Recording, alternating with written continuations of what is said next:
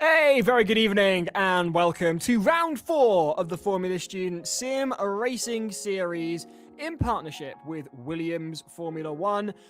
238 drivers, 73 teams, 19 countries and 1 championship, our busiest season ever, and we're going around Interlagos tonight in the Formula 4s. It is all to play for. I'm Giles Cosgrove, she's Jess Ball, he's James Montgomery, and welcome to what is hotting up to be a very exciting evening of racing. How are you all doing, gang? I'm doing good, thank you. Honestly, it's got to be one of my favourite circuits on the calendar. Of course, I'm an F1 fan, so of course every race I see around Brazil is always amazing. Last time we were here, we were in the F3 cars. This time, we go back all the way to season 1, where we raced here in the F4s. Before me and Giles this time, it was when Dan Jones was leading the commentary, so looking forward to it. What about you, Monty? Yeah, it was that far ago, guys. Well, you probably just saw it in the introduction video there, so those were footages from season 1. Those were the cars at Interlagos back then, so you've got to go back 5 years to the last time that we were here. I had great racing then. I'm looking forward to it again this time. But yeah, here we are, guys. This is what the combo looks like for tonight. Going to be a very, very exciting race. It's a classic track and a great car to be going around it in. These single-seaters always provide incredibly exciting racing. Do please get in touch in the comments and let us know where you are watching from and who you are supporting. Already we've had Adam come in to say, I'm watching from Callum's mum's house and I'm supporting Callum. Are you supporting Callum or are you supporting Callum's mum, Adam? Meanwhile, Enware says, I am watching from the National Centre for Motorsport Engineering. Try saying that 5 times fast. And Miss Mayor Pumpkin has said, evening hosts. Good evening, Miss Mayor Pumpkin. Oh, God, she's in already. Fair play. Hello, sister.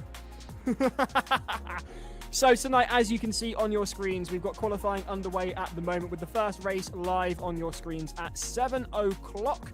We will then have qualifying for the second race at 20 to 8 with the second race of the evening going round at 10 past 8, all being well, subject to variability in the live scheduling. This is a live event after all. It doesn't always go to plan, but fingers crossed it will do. Meanwhile, Miss Mayor Pumpkin says she's watching from Jersey and supporting Monty. And Adam says she needs my support. Wow. There we are. Don't you just love teammate love? If that's what we're going to call it, fair enough. Anyway, back to the racing. We're doing a feature and a sprint tonight. So, what's that all about? Jess, have you got any information for us for what to expect for tonight? Of course, so we've got 2 drivers as usual per team, but obviously there's some teams that are having 1 driver entries tonight. So race 1 is going to be a feature race and it's going to be 35 minutes long. Well, so that means more chances of more pit stops. And the second race is what it says in the tin. Sprint race, hardly likely that they're going to do pit stops, but that might happen. 15 minutes and normal points are scored there. So it's gonna be interesting. It's not the classic format that you will see. And with a track like Brazil where the laps are quite short, this is going to make the race 1 in particular is going to get spicy. We remember what happened in the seasons where we saw Brazil. Let's hope we don't see the same there. But after what we saw last round in Goodwood, I think we're going to be in for some very good racing this time as well, Giles. I think we are. Here are the results from round 3, and it's well worth remembering that these may not have been the ones that you were familiar with at the end of the last broadcast, because approximately a week later, all of the protests are processed by the team behind the scenes, and some are granted, some of them are disallowed. It feels like Formula Student Sim Racing Extra going onto the Discord channel and reading through them, and you see the clips, and they're always incredibly entertaining. These are then the results. Monty, would you like to talk us through them and how they've changed in light of some of the protests? Yeah, sure. So the top 3 has remained largely the same. Guys, you'll remember that it was basically almost like 2 different servers going on. For the first server, we had some people in there, and then those who didn't qualify for the first race and they were in the bottom server made it through to the top server for the second race and scored big there. So we had this outrageously close field from 3rd position downwards. But at the front, it was Surrey. They got a double pole position. They had so much pace. You could argue that they lost out in the first race as well because of the not pit stop magicalness from Leicester. So from the top 3 point of view, it's pretty much the same. Surrey were overall winners. Their first ever victory in the Formula Student race or sim racing race, I should say, last time out. Southampton, the usual championship protagonist, up there raking in the points yet again, and Queen Mary there in third. They had a really good night, bearing in mind that they started from the back of the grid in both races. So whilst we didn't see much of them, they ended up with a double top 5 finish and ended up scoring big as a result of it. You have to look kind of further down the field. So, for example, like Greater Manchester, Bolton, having post-race penalty. York got into a bit of a oopsie daisy, I believe, in one of the instances as well. And so you can see there really just how closely bunched up it was for the remainder of the top 10. Heriot Watt, of course, we're not used to seeing them in the top server, and apparently they know how to drive really bad cars and old sloppy things, and they managed to get a top 6 finish out of that as well. So really unexpected. Post-race penalties, just meaning we had to apply a 5 or a 10-second post-race penalty to their time. And so it just swapped things around a little bit. Not a huge amount position-wise, but as you can see, a couple points here and there could make all the difference once we get to the end of the season and we're having to start those drop scores again. But going into this round, this is currently how the standings stand. There's some double English for you there. So we've got Queen Mary and University of Southampton tied for the leads at the moment on 301 points. Right behind them is the University of Surrey on 295 and the University of Leicester in 4th on 283. Now behind them you can see we've got Vigo, Greater Manchester, only 5 points between them.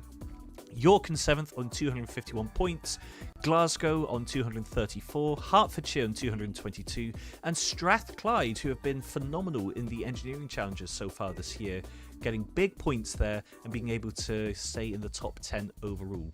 Now, the points may look pretty spread out, but remember, teams can earn potentially up to 120 points plus a couple of extra bonus points for the fastest lap sender qualifying. But yeah, basically they can earn up to 120 points per round. So if you think of it that way, the top 10 are still split. Top 11, 12, 30... Sorry, I'm doing maths as I'm going with right now. 301 minus 120, that's 181, isn't it, guys? Yeah, it is. Okay, there you are. So the top 15 are still within one race victory of each other. So that's how close the season is so far. Absolutely class stuff. So, very much all to drive for tonight. And I gotta say, guys, I'm really excited for this. Plenty more people joining us as we've been going on this evening for the past few minutes. So if you've just joined us, a very good evening and welcome along. If you'd like to let us know where you're watching from and who you are supporting, that would be great. Spook 6mm says, watching from North Wales, supporting our son who's in NCME Sim Team. Gas Fairy 222 says, same. So one would presume there's a couple of viewers there watching in North Wales. I mean, hey, I'm down in South Wales. So we've got the whole of Wales covered. Where are you watching from and who are you supporting? Do please let us know. Meanwhile, Miss Mayor Pumpkin says, didn't know alumni were racing. That's great. And Adam has made a very, very, very important point here. The track limits are significant tonight. You've really got to watch them. In the protest channel before we went live with the qualifying, a photograph was posted which basically showed a green line of the tarmac, and then anything outside of that, including the apexes, was in bright red. So tonight is going to be very, very interesting when it comes to track limits. Because do you want me to try and get a copy of that image, Giles? Yes, if you please. Would do, that would be really helpful. I mean, Jess, we have seen people be a little bit, easy with track limits, but then they do get picked up on it. So tonight of all nights is the night to really watch your use of track limits, isn't it? Yeah, definitely. I've had experience racing around it. It's so easy to pick up track limits around it. The drivers have been told, the drivers have been warned. And as if by magic, this is what Monty's prepared earlier, the red is not allowed, the green is allowed. And that's very, very simple. If people do not follow the rules, basically the team, the staffing team will look at the replays after the race, even if there's no protest going on. And if a team is found to be outside of track limits, then boom, they get a penalty, and that could affect their championship chances. So just because you haven't been reported, that doesn't mean you get away with it. Now, for full context, guys, it's in this corner particular, turn 11 going into turn 12, i.e. the final tight left-hander before going back towards the start line. The reason we're looking at this one in particular is because the students have found a loophole in the track penalty system. So we have an automated penalty system in place. And so for just about everywhere on the circuit, it recognises that if a driver puts more than 2 wheels over the white line and does it 3 times, they get a 3-second penalty implemented.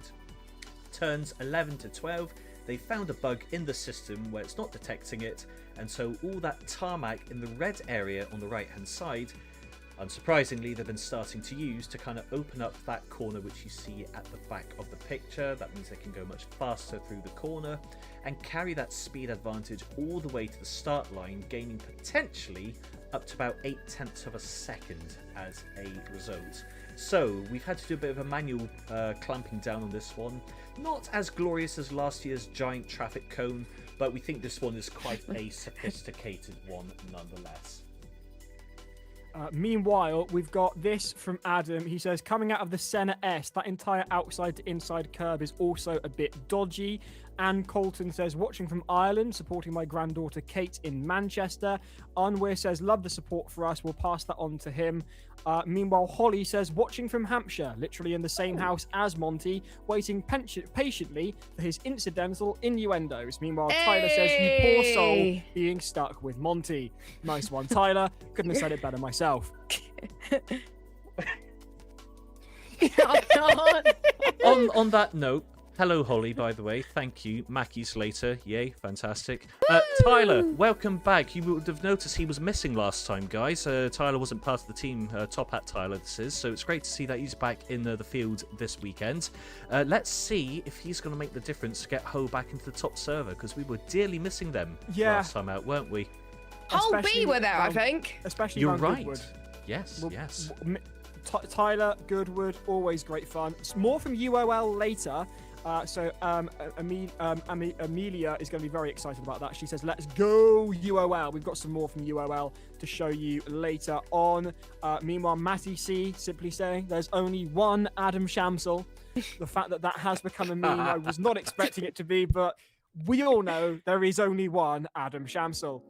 Come on, the top hat fella says, Evan Dalton. Love that.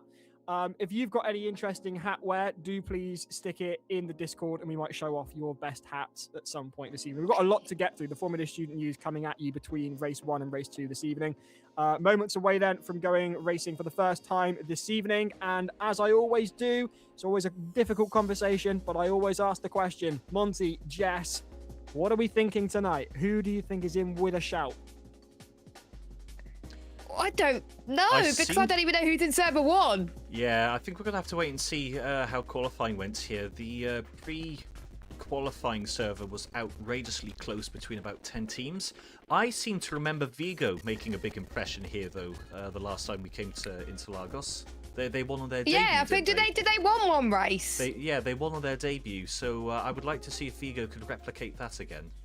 And College Dublin did well as well. Huge love, all the love to Vigo. I mean, we'll talk more about it later, but guys, I mean, I'm not one for doing this sort of thing. I think it's a bit cringe, but sincerely, all the love if you're watching from Vigo. We'll talk more about that later on. Plenty of comments coming in. Jimmy McMahon says, he said the thing! I did say the thing. There you go. Ben Robertson says, Surrey Karting Club pub meeting soon. Gonna make them all watch the stream since our drivers compete in both. Yes, Ben! Thank you for that. We like that. Darren Davison says, the top hat is back. We love Darren. He's great. Tyler says, I'm going to turn up in a cowboy hat at some point and confuse you all. I dare you. I hope it was one of those pink sparkly ones they wore to the Taylor Swift gigs. Miss Mayor Pumpkin says, Giles hitting the hard stuff already. Hashtag stay hydrated. Yes, please. I had a barbecue wrap for my dinner, so I'm a bit parched. Meanwhile, Call of Jules. How many times am I going to have to say this evening? Because Call of Jules has also said there's only one Adam Shamsel. That's going to probably be one of the memes of the season, I would say, Giles, if that was the case. I suspect you're right, Jess. I suspect you're right. It's locked in now, isn't it? It's a sound clip and everything on the Discord server, so... Oh, is it? Oh, brilliant. Says, don't tempt me as I will. Hey, look, there are multiple races at the grand finale at Williams. You could wear the pink, shiny, sparkly cowboy hat for at least one of them for us, Tyler. Yes, please. That'll be awesome.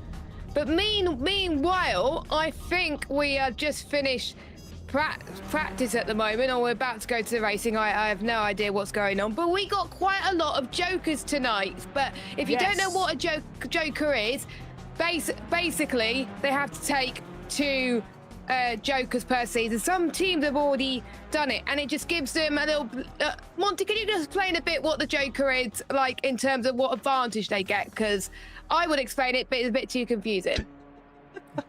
Yeah, sure. So firstly, guys, welcome to Interlagos. You can see it on your stream now. You can hopefully hear the cars going around. This is just warm-up, by the way, so we've still got about 10 minutes to go until the race. So this is them just doing their last bit of warm-up before we go racing properly. Now, the jokers that Jess is talking about there. So what happens is all the cars are running at 5% above... Sorry, I'm reading comments from my sister here coming through, and I'm having to try and ignore them.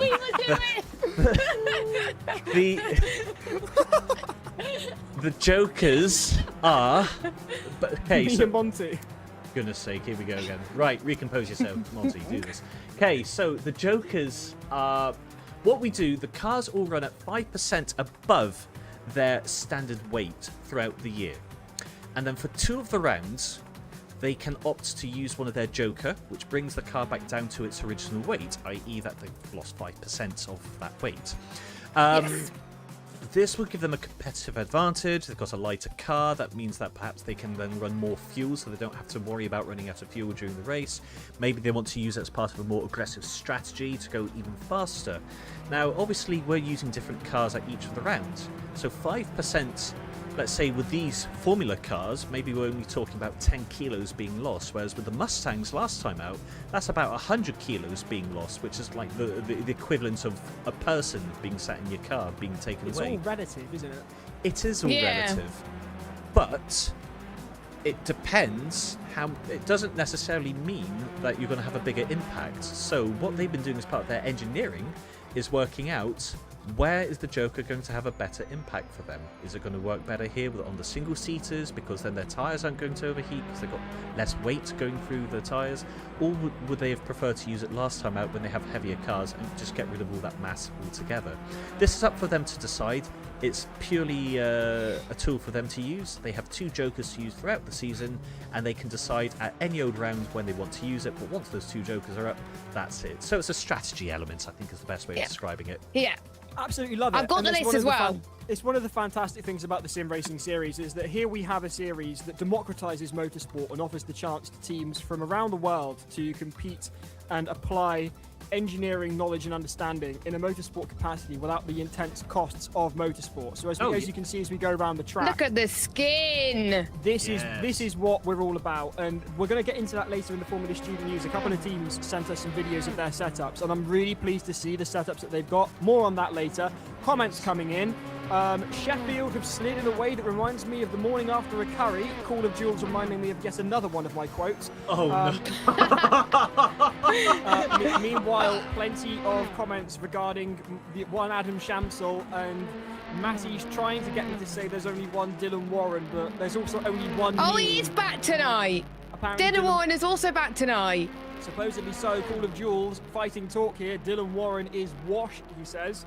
And the one that set us all off giggling in the commentary box was Monty's sister coming in simply with jokers. You're working with them, Jess. Fantastic job on the skins as ever. Look at this. This is absolutely glorious in all its virtual brilliance. Here is the corner and subject, by the way, we were talking about. So you can see all that tarmac runoff on the outside there and how they've been able to open up the corner going into turn 12 up there. Yeah. So yeah, that's why we're really monitoring that white line there to make sure that they don't take Should we keep an eye on them now? Because let's keep an eye on one car now to see if they actually take the corner. Let's police it, shall we? That was good. Other comments coming in now. And here's the car to watch. Are they going to take advantage of it? Nope. And away. Follow it. Here we go. Oh, making full use of the apex. Oh, just about playing that safely. Who was that? Just about playing that safely. Can't see from here. Blue, white, and yellow. That's the 12, Strathclyde. Right, naughty Naughty, naughty, naughty. I think it's Strathclyde, but I'm not entirely sure. I might be wrong. On the subject of Strathclyde, McScottish has commented here, Dylan Warren's been asking for setups in the Discord, the absolute chancer. I feel like I should be reading that in a Scottish accent, but I don't want to do McScottish an injustice, given that we've already been... I think you've done him an injustice by associating with Strathclyde and not Aberdeen, you know. Oh, not again. Why do I Here we keep go. doing that? Right. So, Right, for anyone who's we- new... Go on, Jess. Well, we are collating a list of Giles quotes. So if anyone's got a list of any Giles bloopers and funny moments, send it to us on Discord. That'll be amazing. I was going to say, if anyone does pub quizzes and they need an expert in geography, please do not ask Giles to join your team. Those in round one, you may remember him associating Vienna as being a German city. So that is the standard which we're at. I doubt they got the country wrong as well, Giles. I corrected it and it was in Dutch, and he said a different country. So. Oh yes, the Dutch from Denmark. I mean, look, Scottish, there's your answer. I'm really appalling at geography, but I would ask the other question. What's wrong with the Glaswegians? My dad's Glaswegian. What are you on about? There's nothing wrong with the Glaswegians at all. It's Well, just It's the just Muslims. you get it mixed up. What's this with McScottish saying, never associate me with the Glaswegians? It's an insult. When you're not from Glasgow, of course you don't want to be associated with them. You It's don't like want to a be associated. Glaswegian. Exactly not. Exactly. It's the same way as how Glaswegians don't associate themselves with Edinburgh and stuff like that, you know. So, right, Whoops, grid's about to sorry. get set up in a minute. However, Giles, as you were talking about Bridgerton earlier, this is what my skin Oh, is look for at tonight. this! Oh, fantastic. Look at this! this. You'll be I love the attention to detail because this year's Bridgerton series does hinge on a masquerade ball and you've got the masks all over the side of the car. That's wonderful. I love that. I will hold my hands up and glorious. say that this evening, if I wasn't here with you doing the sim racing, I would be binge watching the new series of Bridgerton, and then I'll get round to Drive to Survive. Yeah, I was going to say, why not Drive to Survive? That just came out yesterday. There's less of Bridgerton, it's quicker to get through. There it is, absolutely gorgeous. We need to shout out the creator of the skins, Monty. Yes, Rob is Rob. just chef's kiss. Is my only Mwah. description. Yes, exactly. Leonardo da Vinci would cry. Yes, he is the Leonardo da Vinci of the graphic world, as far as I'm concerned. He's Right. made one for me as well, which I was going to use for a VT, which I didn't have time to do. But watch this space, it still may get used, but Right, it our looks grid's formed, brilliant. guys. Let's do it. Here we go then. Ooh. Hit it, Giles. Lining Oh, up on yes! the grid. Look at that. Monty's over the moon. Hertfordshire's Woo! A-team secure pole in the first race of round 4 of the Formula Student Sim Racing Series. We've Oh. got Delft in second position. That's their Okay. highest qualifying position thus far, I think. So, yeah, it is. So, a warm welcome. This is their new driver who has just joined from this race onwards. I believe he is part of the Ferrari eSports team, I've been told. So, we're expecting big things from him. So, I know. Oh, I think Wow. I think it's Isaac Ginnison or something, if I remember. Yeah, he honestly, he's a quick racer, but we need to get through the drivers, so let's We do. carry on, Mr. Cosgrove. Here we go. Bolton are in 3rd, Southampton in 4th, Exeter's A-team Exeter! in 5th. Big love to them. Also big love to Vigo, who are there in 6th. Meanwhile, Dylan Warren, is he cooked? Is he washed? He's in 7th. Surrey are in 8th, last round's winners. Hull's A-team are in 9th with Vizcaya in 10th. MTU, meanwhile, their A-team are in 11th. In 12th, it's Queen Mary, Formula Student, University of Leicester, having to settle for 13th position. UCLM from over in Italy, they're there in 14th. And Glasgow's A-team are in 15th. Meanwhile, Strathclyde's A-team in 16th there. Yes. Meanwhile, Hertfordshire's B-team are in 17th. Surrey are down in... hang on a minute. What is SS? That's not Surrey, That's not Giles. Sussex. Excuse me. That is Sussex. Sussex in 18th. Heriot Watt are in 19th. And Hull's alumni team are in 20th. wow. Fighting talk already on the chat. Dylan's cooked. And Matty says the Ferrari sim drivers are multiplying. Scotty says, guys, should we tell the Ferrari drivers it's raining? They'll have no idea what to do. I mean, if it's wet in the car, it must be the water. If you watch Drive to Survive, then you'll see the reason why they were referencing that. Meanwhile, then, at the back of the grid there is Hull. For the front of the grid, though, Monty, you must be very, very pleased with that. Hertfordshire's A-team I mean, I'm as happy as I was the last time I saw this, but I seem to remember the last time they were at the front, they mucked it up. So I'm not going to get too excited just now. Don't jinx it. Exactly. Also, is it me, or is the first corner on the left? Doesn't that give the advantage to the team starting in second because they've got the inside line? Yeah, that is correct. You will not. I think in a track like Brazil, you do not want to be starting on pole position or even the right-hand side of the track. To be fair, the inside line into turn 1 is the best line to take. So you want to be starting ideally second or fourth. Probably fourth's the best position because you're going to get a toe. But yeah, starting on pole may not be the best bit. So I'm keeping my eye on Delt and quite a few teams tonight. There's quite a lot of teams on Jokers, but we won't have time to go through all of them because we're getting very close to the start of the race. We are indeed, and I couldn't have put it better myself. Arenware says, here we go, Interlagos chaos beckons. It does indeed. The first race of the evening, live from a virtual Interlagos. Giles and Jess in the commentary box, ably assisted by Monty. We're about to go round Interlagos for 35 minutes of wheel-to-wheel action on the Formula Student Sim Racing Series, supported by Williams. Thank you very much to them. The Formula 4 cars out on track. The first time we have run these cars since 5 years ago when this series first started. And we're expecting just as much drama as we had that back then, half a decade ago. Who are you supporting? Where are you watching from? What are your predictions? Get them all in the chat now. Moments away from lights out at Interlagos. As Jess was saying, if you're in second and fourth, you've got the better line.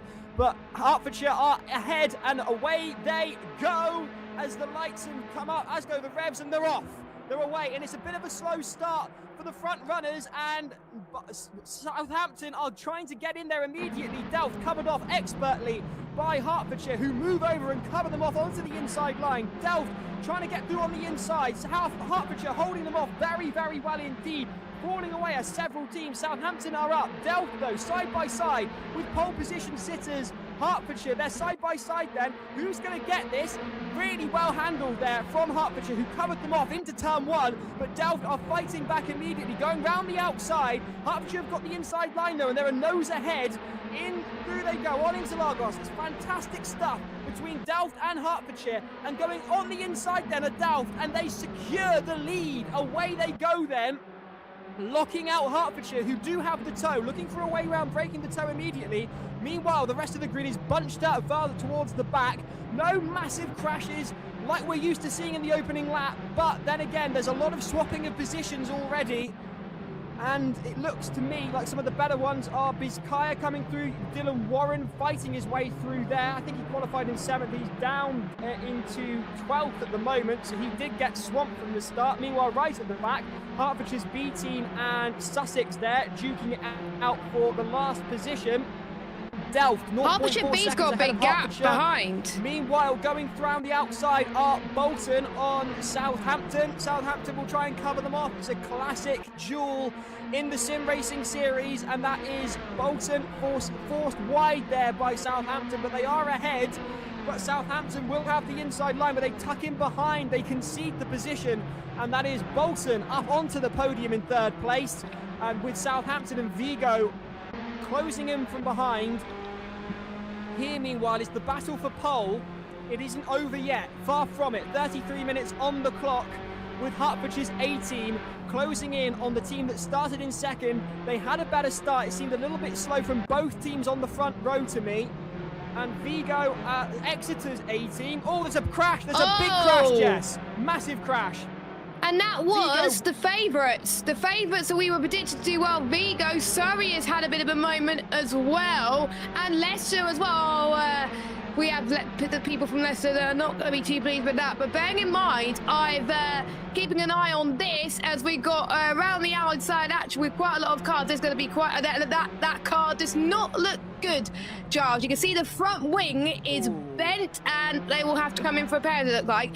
Delft and Hertfordshire A team are on their jokers tonight, so they're gonna have their performance is going to be a lot better compared to other teams, which is why they're pulling away ever so slightly. But I don't know how Leicester still still running with a car damaged like that, but they're going to have to come in anyway. We've got MTU, by the way, tucked on the slipstream of York A, Dylan Warren, who's gone back up into 7th place. So it might just be the timings having a little bit of a nightmare there. Interestingly, that some teams want to take the inside line, but we can see York A trying to go for the inside line. We got Doubters take the lead again from Hertfordshire's A team, but around the outside goes Bizkaya on a Dylan Warren. They're going to keep it together for the centre S's, and they've been forced wide. Is Bizkaya. We're keeping an eye on track limits, it seems, but we got a challenge for the lead once more.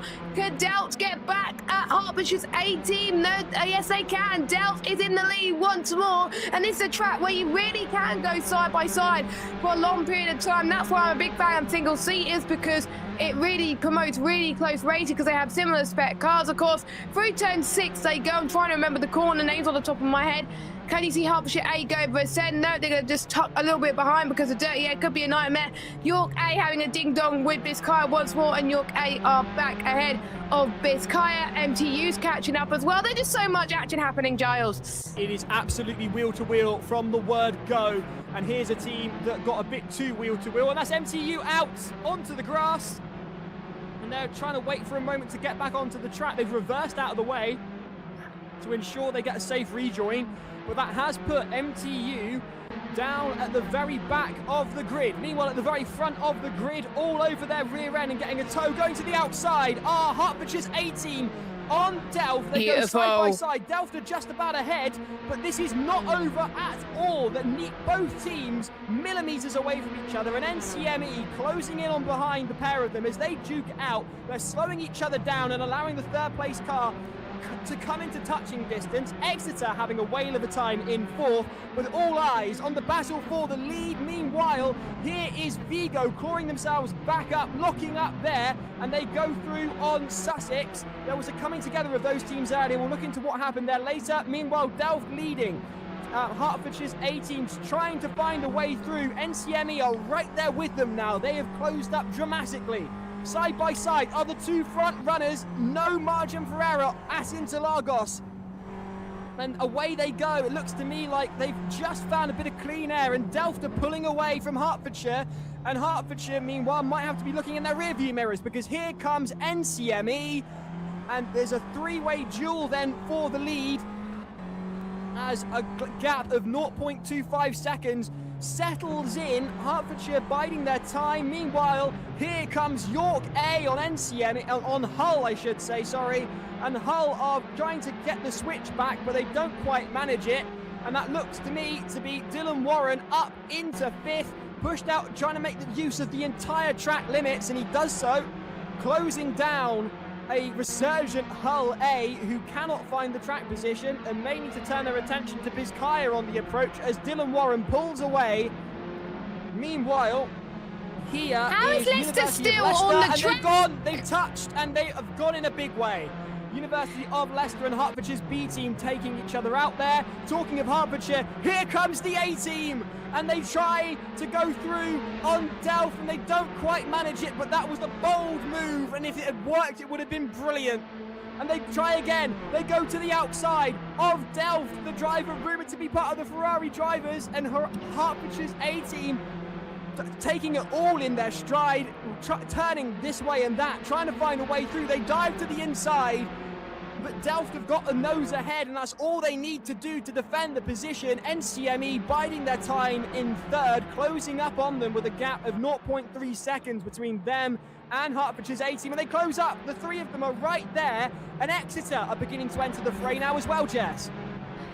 This is the beauty around this track. If you're in clear air around this type of track and you're closing in, that's going to really help you, because you can gain that lap time. Like you were saying, they're just holding each other up the front lot, which is helping Exeter and York A try to catch up too. As Strathclyde up into 10th place, we've got UCLM, and we've got Sussex and Surrey. I'm getting confused between the two of them, Giles, because they have similar initials.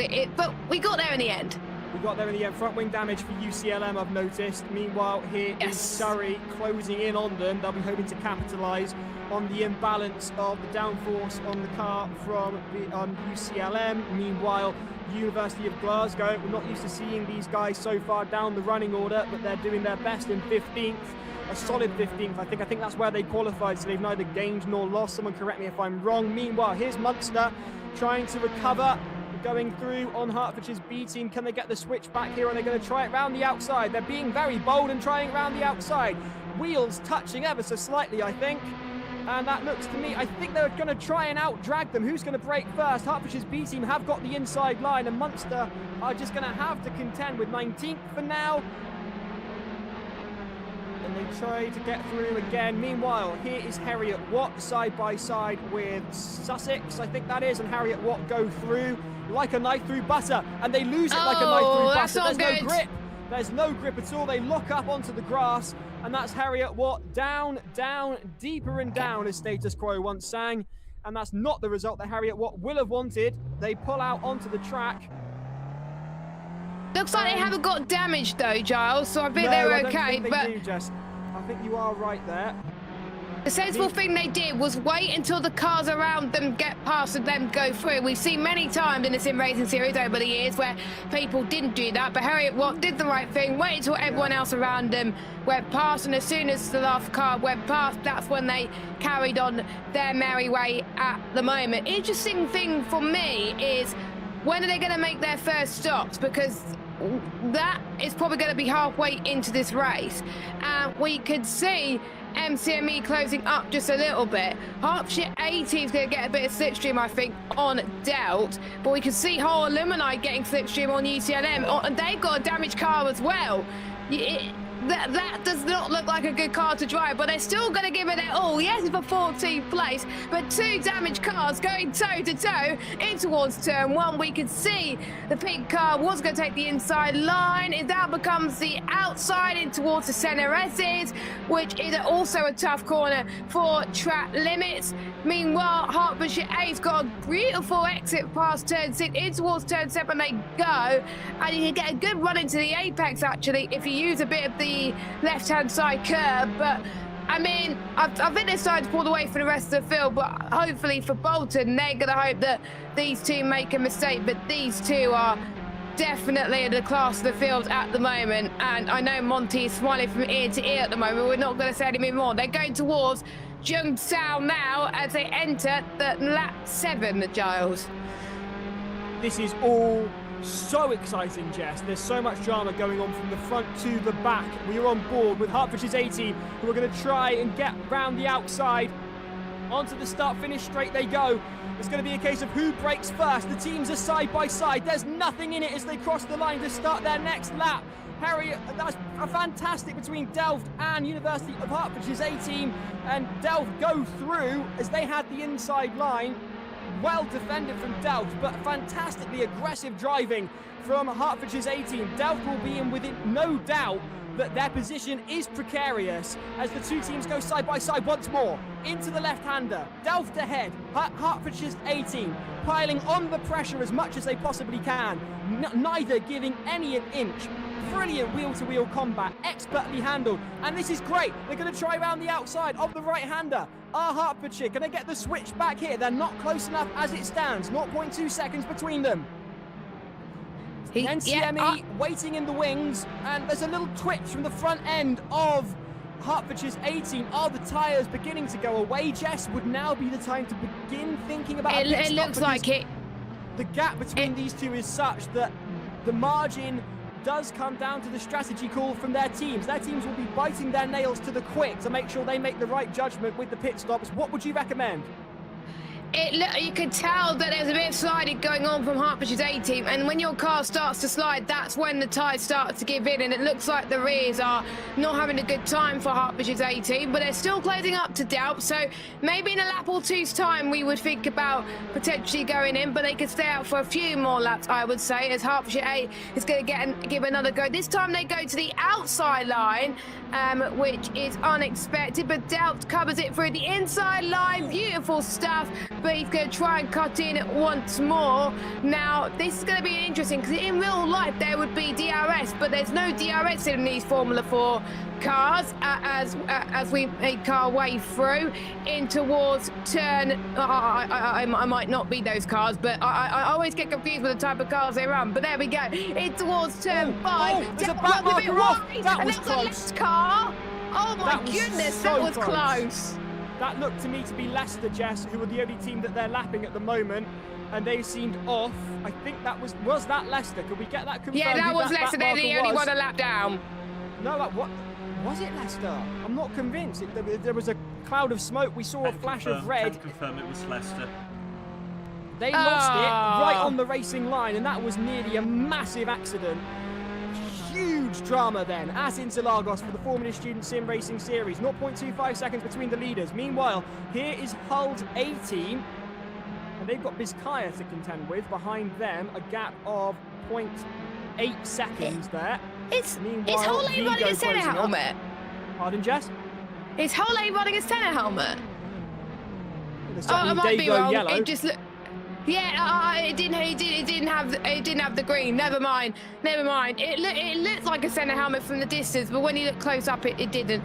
Never mind. But Hertfordshire B's not having a good race, but still they're in the top server, so they're still going to score some decent points as Delft takes the lead again. This is going to go on for laps and laps and laps. I think it's just going to come down to strategy at this point of who's going to win this one. They got to time this perfectly. As we got Hertfordshire 18 going side by side in towards turn 4 to see Interlagos. You can see Delft covering off onto the left-hand side line, and for Delft, this has worked well in their favour. They're going up the hill, which is tricky to go side by side at the best of times, but Hertfordshire 8 is going to try and go around the outside in towards turn number 6. Can't quite do it. Delft covers it very nicely indeed, and that's going to help Delft within these next few corners. I think Delft always has the edge here in terms of strategy. They know when to go for the moves. I think Delft might be a bit better in terms of their tyres, but we'll have to wait and see on that one. Bolton is not catching up as far as we would have liked, or MCME Racing as we like to call it. Meanwhile, Sussex is chasing down Strathclyde for 10th place on the road, and that's going to be good points for them. Hull Limonite has got past Hertfordshire's B team. Glasgow's A team is down in 3rd seat. There's so much action happening in space. Exeter, by the way, having a decent one. They're running on their own. They've got York 8 chasing them down, but they've got no one directly in front of them to contend with. So if any one of the drivers in the top 3 make a mistake, they could come back to pounce. But I think for them, considering the results they had in the last few races, Giles, Exeter will be content with P4. Meanwhile, Vizcaya is trying to get past Hull A in B6, Giles. They are indeed. Vizcaya going round the outside. They're a nose ahead. Can they get far ahead enough to close them off? No, they don't. And Vizcaya having to pull back and allow Hull back through. Meanwhile, behind them, Vigo locking up. The tyres are beginning to degrade. The gap between Hertfordshire and Delft is up to 0.75 seconds. We saw it when they tried to make a move earlier. The back went out from underneath them. That gap is now 0.8 seconds. The tyres are cooked. As we've just seen there. There it is. The pair of them, Vizcaya and Hull's 18, both making a meal of their tyres. I don't know whether that was contact or whether they both lost it simultaneously.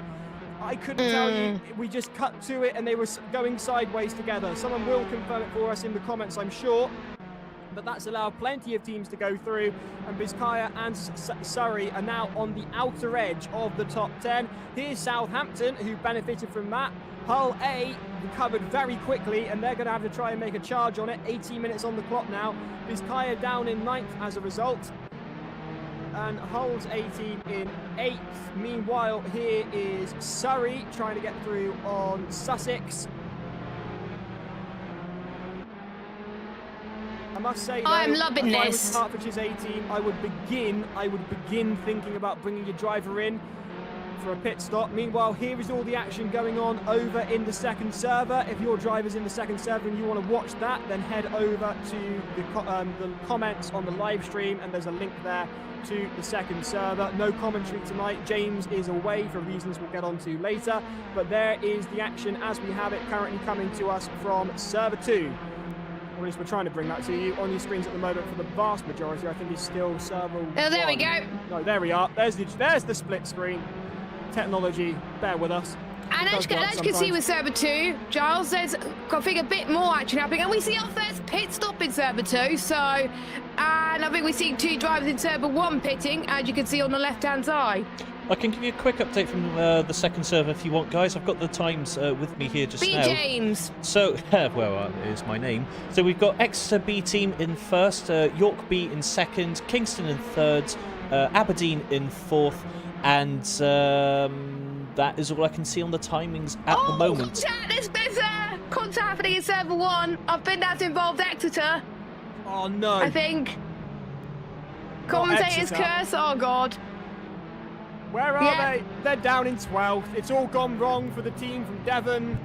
Absolute calamity then for Exeter, who were running in a comfortable 4th, and all of a sudden they are now down in 13th position as Hertfordshire's A team stay out and Delft come in. The first of the front runners into the pits, NCME and Delft have both chosen now to dive into the pits. That does surprise me, given that Hertfordshire's tyres were noticeably degrading. The grip from them was going away. I would have thought... Yeah, I'm surprised. I would have thought it would be the other way around. I thought Hertfordshire would go for the undercut, Jess. Tyre squealing away then as Delft head back out on track. Vigo currently in the pits there. A great swathe of the drivers are in the pits at the moment. Biscaya, Surrey, Glasgow, York A, as Jess has just said there. Delft just about to rejoin the track. And they come out side by side with Hull. In fact, they're ahead of Hull just about. And they have got that extra grip of the fresh rubber, so they will go away rather quickly, I'm sure. Sorry. That just shows how that just shows the instant that we missed because we were following server 2. That just shows the gap that Delft and Hertfordshire were able to pull. So with them coming out ahead of them, that is very, very great to see at the moment. Southampton avoided that. They're in second on the road. They're still yet to pit, of course, but with Hertfordshire having the clear air, is that going to help them, or are they going to struggle a bit on tyres? We're going to see as they come in to the pits with 15 minutes left to go. Let us know in the chat who you're rooting for to win this one. I won't be surprised if they come in. Well, they had to respond. Yeah, they had to come in, so they're going through. They've got a 21-second gap, Jess. 20, I think 22, 21 seconds. Here on your timing screens then, look out for Delft. Where are they, and are they going to come through ahead of Hertfordshire? You're looking for the red dot, Giles. You're looking for the red dot, top of the map, number 58, the red triangle on its way, coming along the start-finish line now. They have.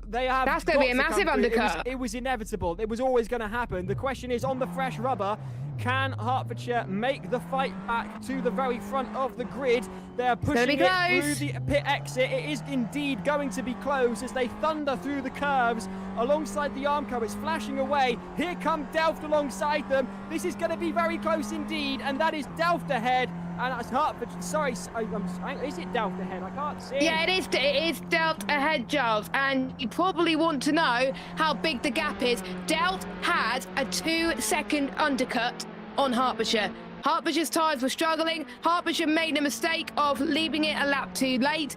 Delft came in at the right time, and guess what? They're in the lead. If Hertfordshire went into the pits at the same time, they would have been within touching distance of Delft. So strategy blunders for Hertfordshire A team, unfortunately, but a really good strategy masterclass from Delft there. Pretty much a 2-second undercut on their rival. I wonder whether they were... Oh, there's a twitch there from Vigo. I was wondering whether Delft were anticipating Hertfordshire coming in at the same time as them. I thought they would cover them off, potentially, them to do the undercut, and they didn't. I really am quite staggered by that call from Hertfordshire, I will not lie to you. There, meanwhile, is Hull A heading out of the pit exit onto the track. And they come out in 18th position ahead of their alumni team and behind the Italians of UCLM.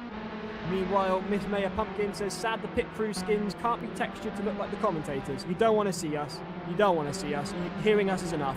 Meanwhile, here's Leicester trying to go through on Hull's alumni team. Waiting for their moment.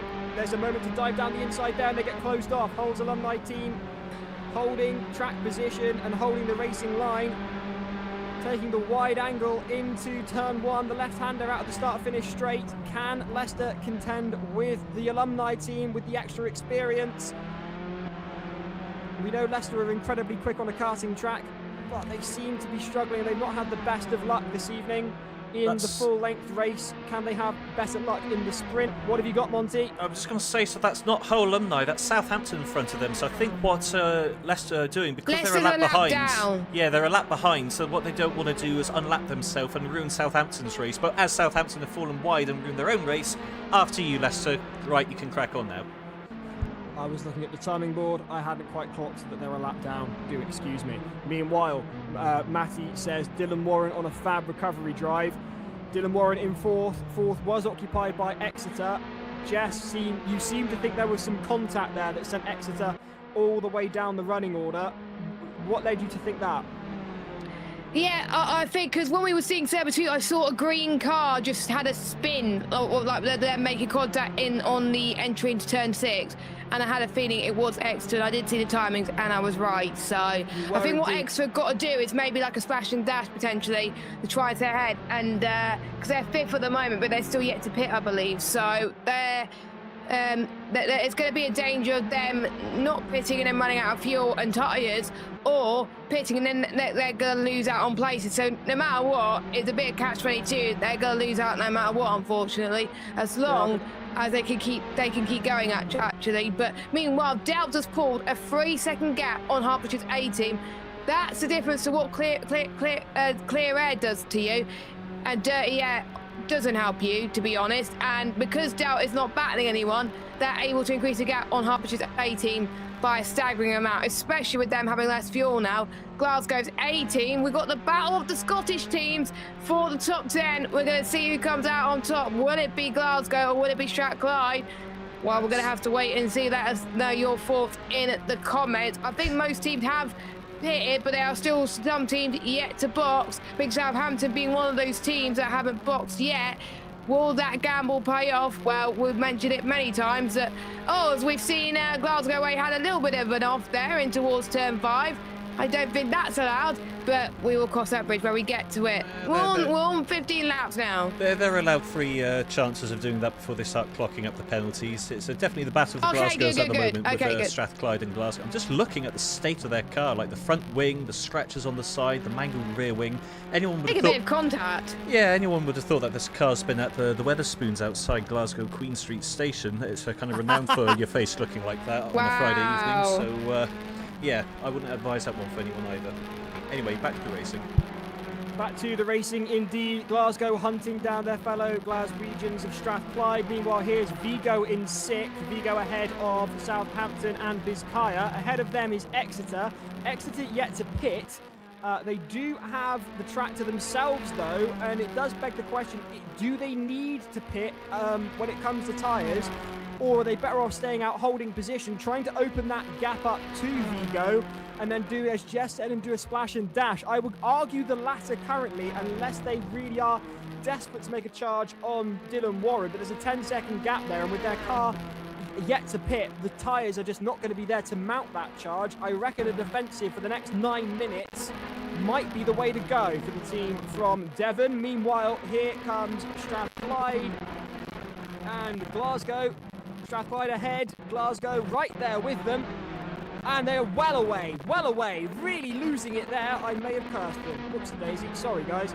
I don't think they pitted either. That really hasn't gone well, because through come MTU, taking full advantage of that significant off from Glasgow. They dive down the inside, MTU pulling away them from one Glaswegian team and closing in on the second. University of Strathclyde now ahead of them, and what can MTU do about it?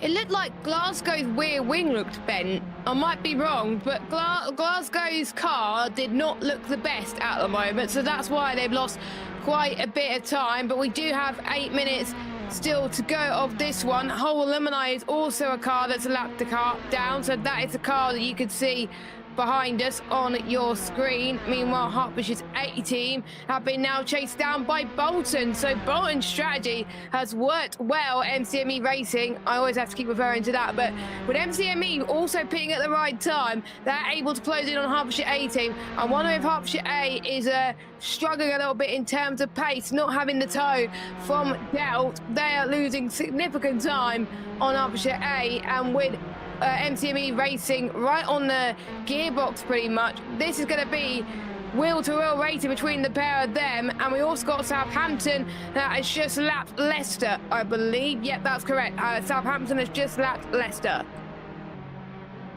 Here we are then, the running order as things stand, with nearly a 4-second gap after a masterclass in pit strategy. We did think it would come down to it.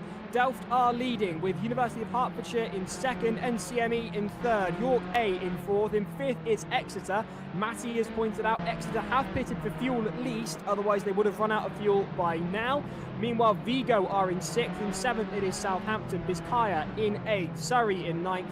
In 10th, it is USMA, that is Strathclyde's A team. They're ahead then just about of MTU. MTU, their brakes glowing as they close in on the second Glaswegian team. They've already got past one of them, University of Glasgow, oddly enough. Meanwhile, Hertfordshire's B team are in 13th. Sussex are in 14th. Harriet Watt in 15th there on your screens now. Queen Mary down in 16th. Are not their best run of results in this race, I must say. Could it be their drop round? Quite possibly. UCLM in 17th, Hull's A team in 18th, Hull's alumni team in 19th, and there's a cloud of smoke there. Potentially they've locked up by the looks of that. And University of Leicester, they are, well, they're being lapped. Unfortunately, things have not worked out. The bottom two teams are lapped, Giles. They're not having the best of races. Let's hope they can redeem themselves in race 2, where we go to the sprint race, which will happen just a little bit later on after Formula Student News, which is partnered by Formula Student Online, a podcast. Which you haven't done so already, please subscribe, because the recent Aston Martin podcast has just come out with Giles and Shell interviewing Millie, and I really enjoyed that episode, so if you haven't checked it out yet, please do. Meanwhile, MTU has just got past Strathclyde in towards the top 10, so MTU strategy is definitely working with them today. That's interesting, Jess. Look at that. Yeah, I did wonder. Strathclyde, no. Strathclyde were off. And they had a coming together with MTU. MTU potentially made a move. Did Strathclyde buckle under the pressure? Was there contact? We don't know because we didn't see it. But regardless, that's allowed not only MTU to go through, but Glasgow as well. And that is Vigo finally have gone through on Exeter. It was only a matter of time. A valiant effort from Exeter to recover. They were in fourth. There was a disaster. They were down into 12th. They chose to dive into the pits for a splash and dash. I believe they haven't changed their tyres, and they were able to get out into fifth. And as a result, their tyres are, for lack of a better phrase, ancient. They should have enough fuel to get them through, but whether they've got enough rubber is the question. They are staying. Southampton's done the same. They're staying with Vigo. Our Exeter, 4.5 Southampton's done the same, Giles. They've done a splash and dash too, so they were near the bottom as well. They have also done a splash and dash, but Hertfordshire, they're in danger of losing out to second place on MCME Racing if they're not careful, so they've got to get a move on here. Of course, they were the ones that pitted a little bit late, and if I were them, I would have pitted at the same time and doubt to stand a good chance of winning this one, but that is not the case at the moment. Southampton closing on Exeter, which should be interesting. I got to Sorry, carry on, Giles. I got to point out NCME 0.5 seconds between themselves and Hertfordshire. All eyes have been on Hertfordshire's A team closing in on Delft, and now all of a sudden, talking of Hertfordshire by the way, Harriet Watt mounting the pressure on Hertfordshire's B team as Sussex coming to view in the rear end there. Harriet Watt going through then on the inside of the guys from, maybe not, although Hertfordshire's B team did have a significant off. Can they capitalise it? Harriet Watt are going to have to put their foot down to really try and make a move here, and they're side by side, but they're not quite close enough, and they haven't got the right line. And Harriet Watt backing off there, didn't quite capitalise on the big off from Hertfordshire's B team, and that has allowed Sussex to close in as Harriet Watt chose to take interesting lines to try and find a way through on Hertfordshire's B team. Didn't quite do so, making full use of the track limits there. The three cars closing in now. Harriet Watt lining up onto the start-finish straight to put their foot down and get through on the team from Hertfordshire. The B team from Hertfordshire under pressure then from Harriet Watt as they look to the outside, look to the inside. Which way are they going to go? They double bluff it and they get the inside line. A brilliant move from Harriet Watt, and they dive through, and that is absolutely fantastic racing. They sold them a dummy, but the Hertfordshire's B team have got them switched back, and they close out Harriet Watt after a blinding move from Harriet Watt. They couldn't make it stick. Incredible defence from Hertfordshire's B team, with Sussex closing in on the pair of them. If you two are going to duke it out, I want a slice of the pie, please, guys. Say Sussex, and they're side by side again. Are Harriet Watt and Hertfordshire's B team. Through the left-hander they go. Harriet Watt just a little behind, and those ahead are Hertfordshire's B team. They go through them. They're side by side once more. They're 3 abreast. This is spectacular stuff, and Harriet Watt have got the inside line, and they are through now, surely. Yes, they are. Harriet Watt take it. They are up into 13th. Sussex, meanwhile, suddenly have got Queen Mary to contend with right all over their rear end. They touch, and that's the front wing surely damaged on the Queen Mary car as they touch the rear end of Sussex, getting a little too close for comfort without a way round. This is getting very tense, Giles, towards the end of this one, with 1 minute and 40 seconds to go. Yes, the battle at the front is, a foregone conclusion, but the battles from second all the way to, 8th or 9th is getting quite intense at the moment. You say it's a done conclusion. I'm not convinced NCME won't have something to say about it before the 1 minute 20 on the clock runs out. Exactly. As Harriet Watt have got through then, and they're up to 13th. Can NCME make up a position in the same way? We've seen it is possible, but they've got to be a lot closer than that. The gap currently 0.45 seconds between Hertfordshire's A team and NCME. They qualified in pole, the A team from Hertfordshire, both them and the team from Delft duking it out for a whole half a race. It was incredibly close, and it came down to a pit stop strategy. Delft came in a lap earlier. We're in agreement here in the commentary box. Hertfordshire could have come in on that lap and should have done, but they didn't, and they're suffering as a result. They lost the first position. They could be about to lose second as well. Squirming along the track, using up every inch of tarmac and their tyres as well, is NCME trying to get onto the second on the podium.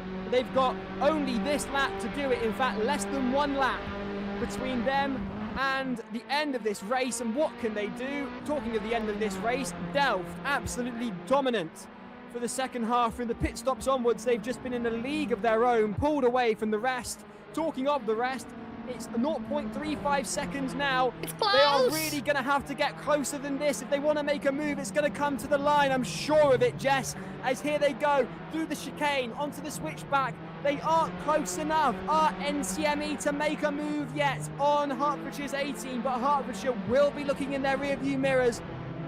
They've opened the gap to 0.6 seconds. Have Hertfordshire. They are desperate to cling on to second place, and why wouldn't they be? NCME, a valiant drive, but they aren't close enough to make a move. The clock has run out. The checkered flag beckons the top 3, and here it comes then for our race winners of round 4 of race 1. It is Delft who will be taking the checkered flag, this driver's first appearance in the sim racing series, and they cross the line to take victory. An absolutely spellbinding race from Delft. And that's a fantastic result for Hertfordshire's A team as they cross the line in second, holding off NCME with a late charge. Dylan Warren back in the mix and up into 4th. Vigo coming through. Southampton, Exeter, they were closing up as well on that last couple of laps, but as we got Vigo across the line in 5th. Fair play to Exeter. I believe they didn't pit and they made the 0 stop work. Yes, they should have been 4th, but 6th place for them after that contact earlier on. Great comeback.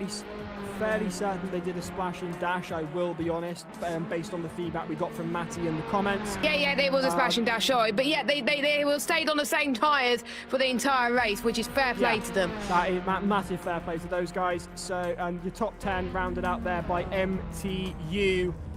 What a race. What a race. Yeah, Monty, your face says it better than I ever could.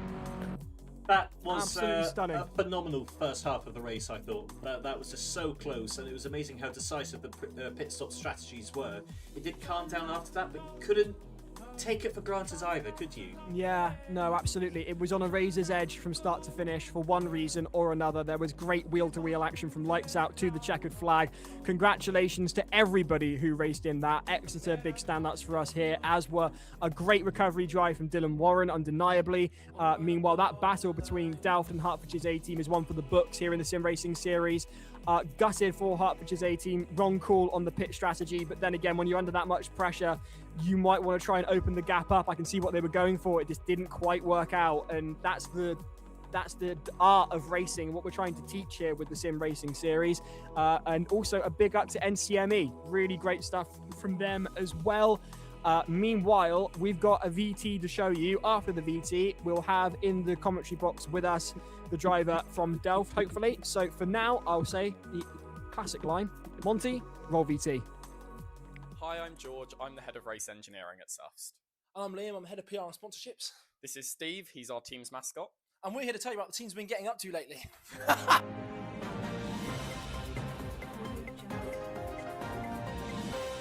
Recently, we finished our design phase and have begun building Stag 12, our new car for Formula Student UK and Germany competitions. We've even had our team of over 400 members working hard to ensure our success this season. Let's see what they've been getting up to. The ASCS for Formula Student Germany and doing some tear-out calculations for our bolts. Currently making all of the drawings for the TSAC panels so that they can be released soon to be all welded. Hello, we are designing a PCB to help debug the VCU. We've been working on sims for the differential. I've been working on the tyre model. Been logging driver kit for this year for making sure it's all legal. Yeah, making sure it's all legal and ready for competition. We've just been fixing our quad car model tonight. I plotted graphs for sprocket ratios. I've been working on engineering drawings for the steering wheel.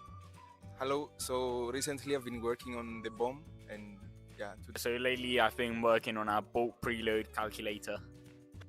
We are both doing a drawing for the power chain systems, and it's the eccentric. Okay, so I was drawing the test fixture in 20 degrees, 30 degrees, 45 degrees flat, and also which hole that it fits. Been doing some safety, sending off some runs on some area studies.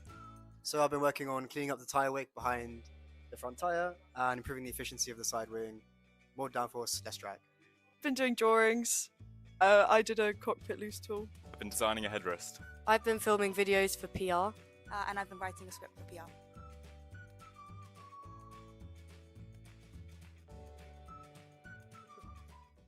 To support our return to Germany this summer, we recently dropped our crowdfunding campaign, which has so far been a great success. Check this out.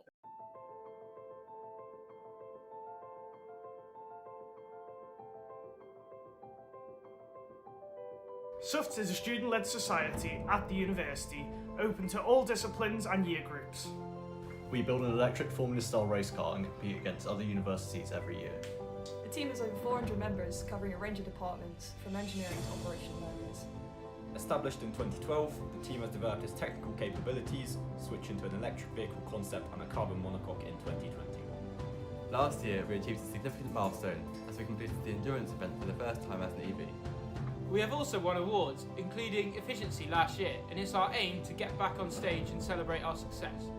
Building on last year's drag performance, the team aims to complete all dynamic events and secure a spot in Statics finals. These goals reflect our commitment to innovation and ambition to achieve the best possible result at FS UK. On top of this, there is one more goal we wish to achieve. Since 2019, we have not been to a European competition, but we will change this.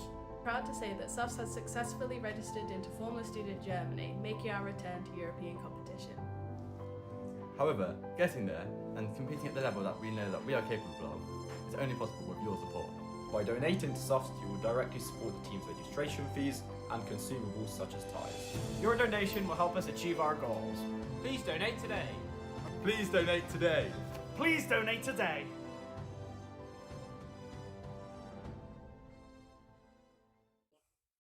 Our sim drivers have also been preparing hard for this weekend's races.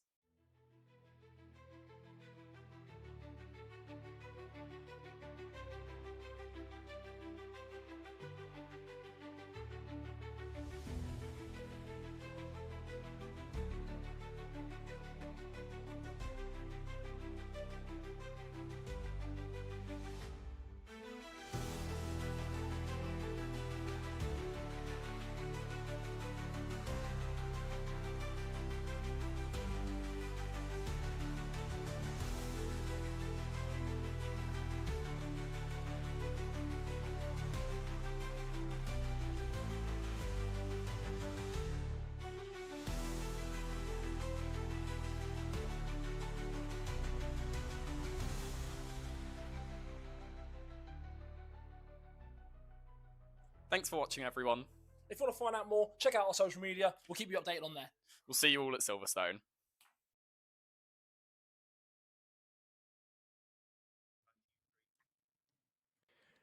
Well, that's had me in fits of laughter. And can you tell we had the Winter Olympics recently? I love the little Canadian touch that we had going on there with the cone in place of a... I've forgotten what are they called in curling? Curling. Yeah, I know it's curling, but what are the things that they're throwing along on the ice called? Stones. Stones. See, when you do bowls on a green field, no one gives a damn, and then as soon as you put it on ice, it's the most interesting thing ever. Apart from that race, that was amazing, and look who we've got in the commentary box. Woo! It is our race winner from Team Delt. First of all, welcome to Formula Students in Racing Series, your first win in the series, and for the university as well. How does it feel?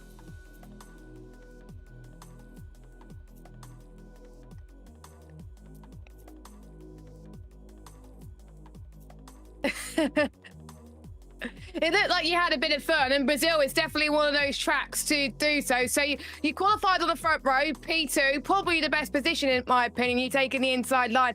How was that battle before you pitted between yourself and Hertfordshire A? Because it looks like you were locked in, making the moves at the right times.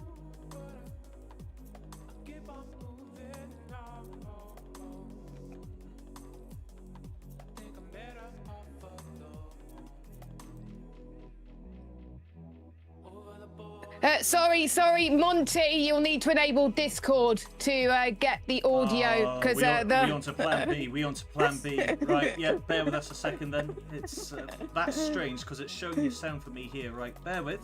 Let's go for a plan B. Stand by. Bear Okay. with caller. Right, I would step. also like to reply to a comment here that we've had from Marthinarus Marius, who says things like this are why the top teams in the world don't come to FS UK anymore. It's called having a sense of humour. Have a laugh. Right, can we see if we can hear Isaac talk again? Yes, can you hear me okay? Yep, stream, can you hear it? We'll carry on, we'll start again, chat. Anyway, your first win in the series, how's it feel? Feels really very good. GG's to Garibaldi as well.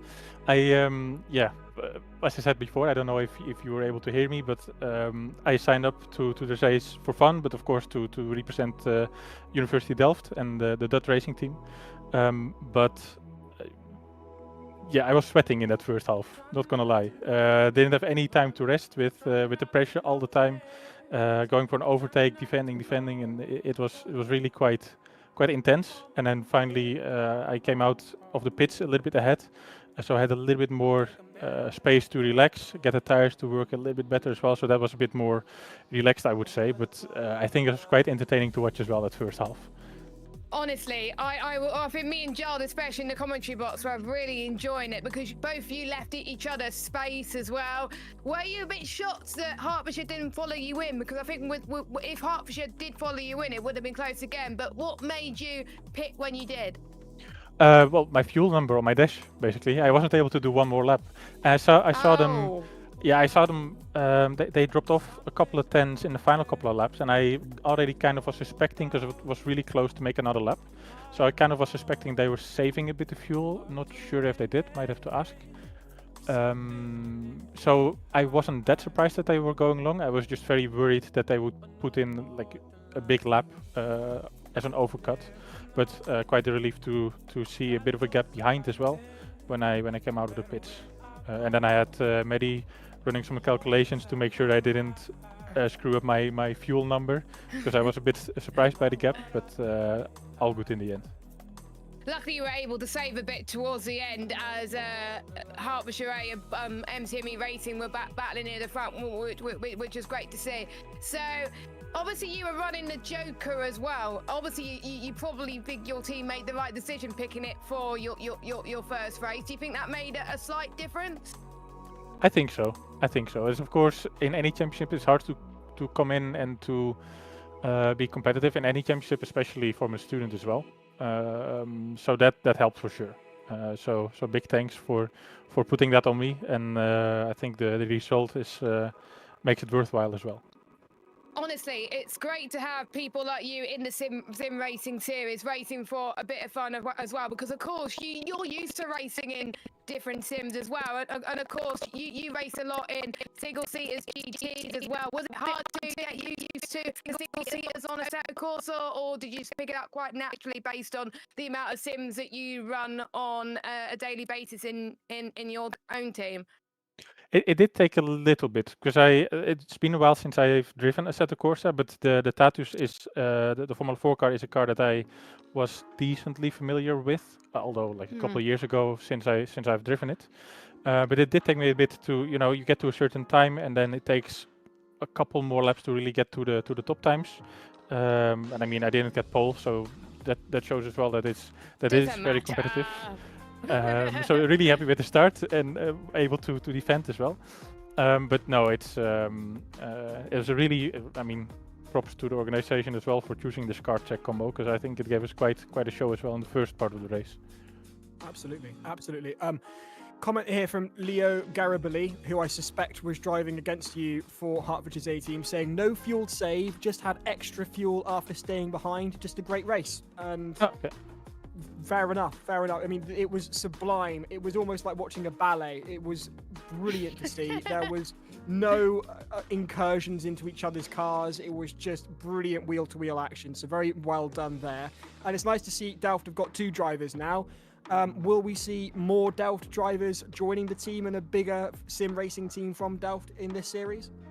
Possibly. So I joined the team in February. Been working there full time since. Wow. And so I know as well a couple of other sim racers have joined the team. So might become a bit more of a force, perhaps. Let's see. Don't want to say too much. I don't know. I don't know. If you repeat that performance, then I would suggest it would be worth hopping over the channel and joining us at for the grand final. Yeah, perhaps. We'll see. But I mean, it's really nice to have a competition like this. Of course, I do this for fun because I also do a lot of competition races. But the competitive spirit in me, I cannot do any sim race for fun anymore. It always has to be, to be competitive. But it's really a nice, how do you say, a breath of fresh air as well, that we can have a really competitive race, but really clean as well, which you don't see. It looked it. Very often anymore. It was cleaner than my flat, and I spent most of the day cleaning it. Exactly, that's what I mean. So that shows. That's good. Brilliant. Yeah, thank you so much, Isaac, for joining us as well. And we can't wait to join you for the rest of the sim racing series. But who's racing for you in the second race in the sprint? That will be Mehdi, my vehicle dynamics chief. I shared the setup with him. And yeah, let's see how he does. But I think the next split will be quite tough as well, quite competitive. Yeah, fingers crossed he gets into server 1, so Delft can continue scoring points tonight. We'll let you go and help him. And well done for giving Delft's first win of the sim racing series. Thank you. Thanks, guys. Thank you ever so much. Real pleasure. What a very nice chap. And his first race and his first winning outright. There might be something going on with these Ferrari sim races, because Dylan Warren's up there with them, I think, if I'm right. I could well be wrong. I think he is a Ferrari sim racer as well, isn't he? Yes. Yeah, but he's more an F1 specialist, whereas this guy, he races like everywhere. iRacing, ACC.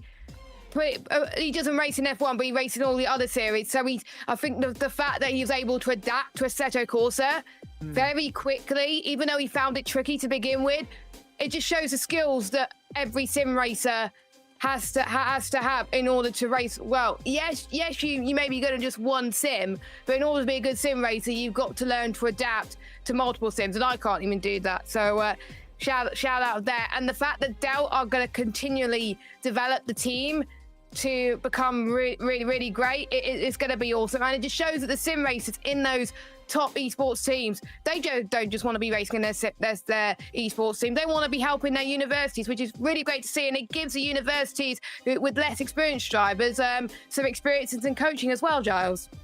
Yes, indeed. It does indeed. And I must say, it's been a real pleasure to see that. I was just going to add to this. I think I said at the beginning of the season, give them half a season to get up to speed, and we see some fireworks in the second half. And here we are. Here we are at round 4, and Delft are doing what Delft are renowned for doing in Formula Student around the world. So, wow, fair play, guys. Yeah. Meanwhile, Jermaine Mongu Ganad. I can't do it. I can't do it. Try that again. German Mong Ganzaus says SE71 es un fenomeno, which he said translates as amazing number 71. I say he, could be a she, could be a they, could be anything you want to be. But regardless, they have said amazing number 71. So great stuff there from all the drivers. But right now, it's time to do my favourite bit of the night. It's time to do the Formula Student news. And we kick off with sad news. I'm sorry, but we've got to be serious for a moment. No, we don't. We start off with our partner, Giles. Oh, no, we do indeed. Of course, no. As ever, Formula Student news is supported by Formula Student Online.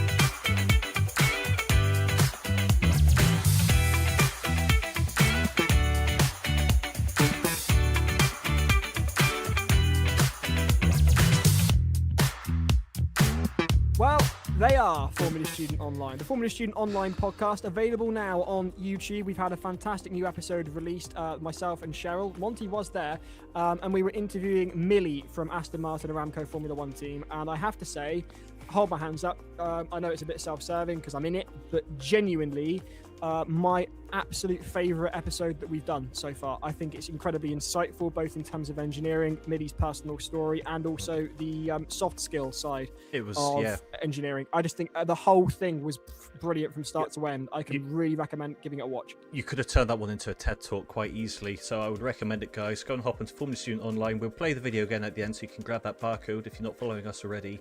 Yeah, really, really good podcast to subscribe to. Thank you. There we are.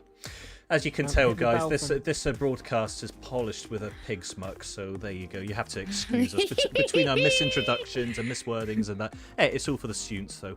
Anyway, on to serious stuff, Giles. We've got big news this week, haven't we? Yeah, we have got a lot of news to get through, and we kick off with sad news. You may have seen it if you follow the world of Formula Student in the rest of your day-to-day, but if not, I'm afraid to say that one of our favourite teams here at the Sim Racing has suffered significant damage to their team. There was a fire at Vigo, and as you can see there, it's gutted their workshop and gutted in a significant way. Everything from hardware to materials to even the initial beginnings, as you can see there, of their new car for the season have all been damaged in the fire. I believe, I'm reading the translation, so I'm not 100% certain, but I believe it started in the autoclave, and it's caused every Formula Student team's worst nightmare. You can see it on your screens there. They have set up a GoFundMe, and I think it would be remiss of us not to share it. It's the Formula Student community. We're there as a global family. You can see it on your screens there, and if you've got anything, any spare change to hand, pounds, cents, euros, dollars, whatever, that you feel that you can donate to Vigo to get them back up and running and back out onto the international Formula Student circuit, please do so. I know times are tough, both nationally and internationally, both here in the UK and globally, with everything in the uncertain state that it's currently in, but equally, it breaks our hearts to see a Formula Student team go through something like this, and if you can, please do donate. And Monty's putting the link in the chat very soon, so if you can't read quite what they're saying on the URL, you could do so. Wait, hold on. I'm trying to, but apparently it's too long. There's a character limit on YouTube comment. How about that? So guys, if you want to donate to this, so it's GoFundMe, and just type in University of Vigo Motorsport, and then you'll be able to find the page that way. I'll try and find a shorter URL to put in there afterwards, but yes, I've got a character limit at the moment. You can shorten it through some software as well. So yeah, I'll see if I can do that once we're playing the other videos, just to pop it in there, guys. guys. But Yeah, so it's a might as GoFundMe well. page, and it's University of Vigo Motorsport. We're absolutely gutted to see what's happened to the community here, and this only gives them 4 months now to try and rebuild a car, if they can get the funds together. And a huge well done to those who have already raised £9,000. Euros, beg your Fair pardon, play. for the university in such a short period of time. This has only been live a couple of days. That's the 25% of the way there. If you've got anything to hand that you feel that you can donate to them, then please do. Not used to things being kind of so serious in the sim racing news, in the Formula Student news. Shall we have some? Shall we go back to the usual silly shenanigans and updates and all the rest of it? Why not? Let's do it. Yeah, we've got some Glaswegians here to help us turn it back into a typical Formula Student. Glasgow, Shall we do it, guys? Glasgow. Roll BT. Roll BT.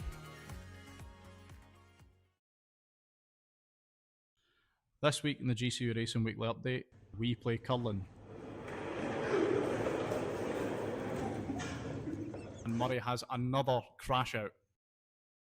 And Aaron terrorises a close in Christen. Hello, welcome to GCU Racing. We're here in our workshop in the Charles Oakley Laboratories in Glasgow Caledonian University. Recently tidied for definitely not this video. You're here with myself, Michael. I'm one of the co-heads of the powertrain team here. I've also got Murray here with me, who's our lovely technical director. Hello. Yeah, just a little catch up with the team. We've been getting on well. Progress has been coming along. I think we'll catch up with a couple of members here. May have seen in one of our update videos something might have happened, maybe involving some glass. We can catch up with Aaron to hear about that. I recently made a trip to just outside Cumbernauld to pick up a nice glass panel for our composite manufacture.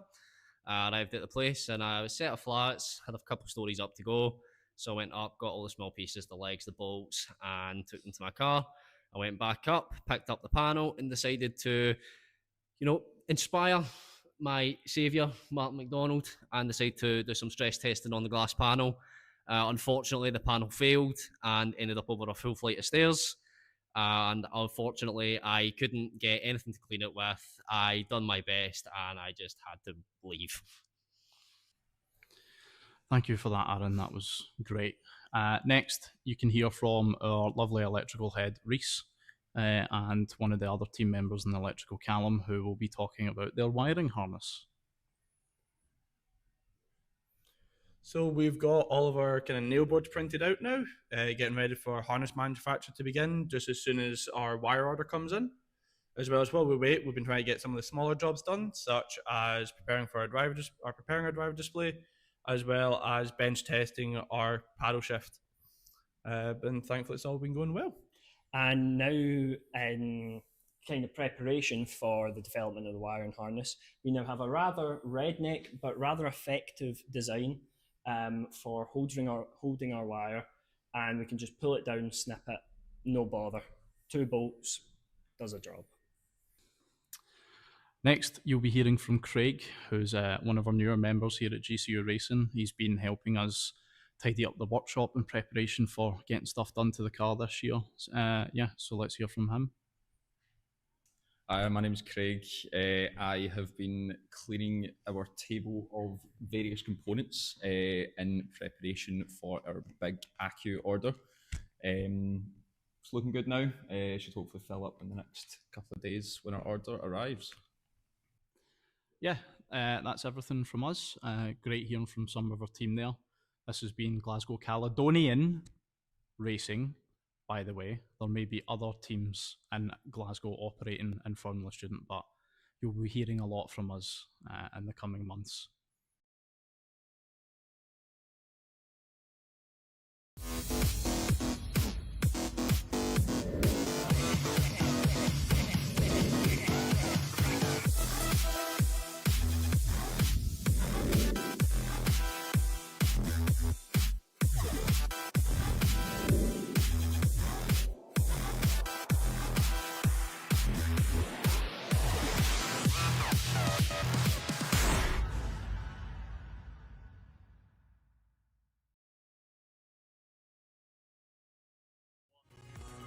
Huge thanks to Bizkaya and Glasgow Caledonian for sending those into us. And can you tell the Winter Olympics were recently, and the Para-Winter Olympics are going on right now.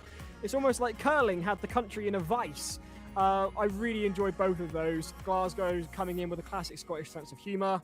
And I'm also genuinely really impressed and pleased to see Bizkaya's setup isn't anything particularly fancy. And the democratization of motorsport is one of my favorite things about this series, because we're here to teach engineering motorsport as best we can without the need for expensive setups or to go out on track. By using the sim, it makes it far cheaper, and even more so when you're using a Logitech wheel like they were there, and yet they're still incredibly competitive. So whilst we saw last round out NCME being incredibly cool with their setup, which is in an old car chassis that's been adapted, and they've got the curved screens there where the windshield would be, which is fantastic to have, and they've got it, and they're taking full advantage of it, and why wouldn't they? But equally, Bizkaya there proving that you don't necessarily need all of that to be competitive, and I'm really excited by that. 100% agree. This is how Jess started. This is how I started back in the day. And to be fair, this is still how I do sim racing 20 years on now. JJRacing was always renowned for turning up on a budget. People were turning up with 10-15 grand's worth of kit. And I would always drive with a Logitech G27, like them, or G29. Money doesn't buy you victory, and this ties directly back into the whole purpose of the Formula Student Sim Racing series, because for so many people to get into motorsport, it's about who you know, not what you know, which gets you into the industry. This gives people a chance, and I kid you not when I said this, that they can do this from their bedroom and prove their worth. We just had video evidence of it there. Those who won the Formula Student contest outright last year, they're competing against professionals, professional eSports competitors, as we've just seen a Ferrari eSports one. They're doing this from their bedroom with someone sat beside them with a laptop going, pit this lap, to prove their worth. How inclusive is that, guys?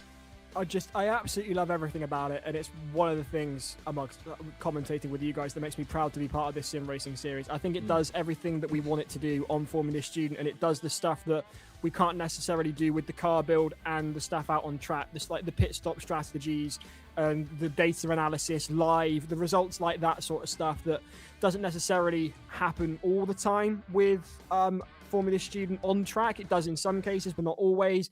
This is a great democratizer. I need to stop saying that word, otherwise I'm going to sound like Madonna when COVID hit. But anyway, talking of actual on track. Hey, look, I'm not in a bath of milk yet, so don't panic. More to the point, talking of actual on track action, shall we talk about De Montfort?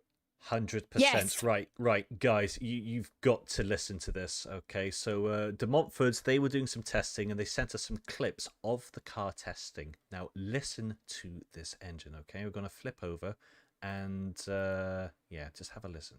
It's a short clip, but enjoy.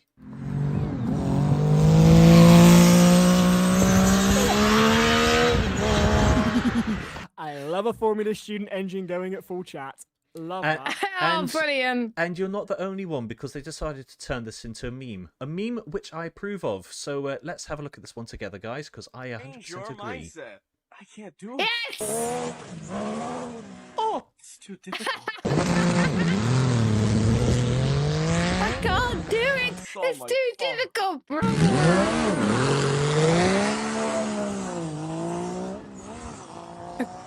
When will I be happy?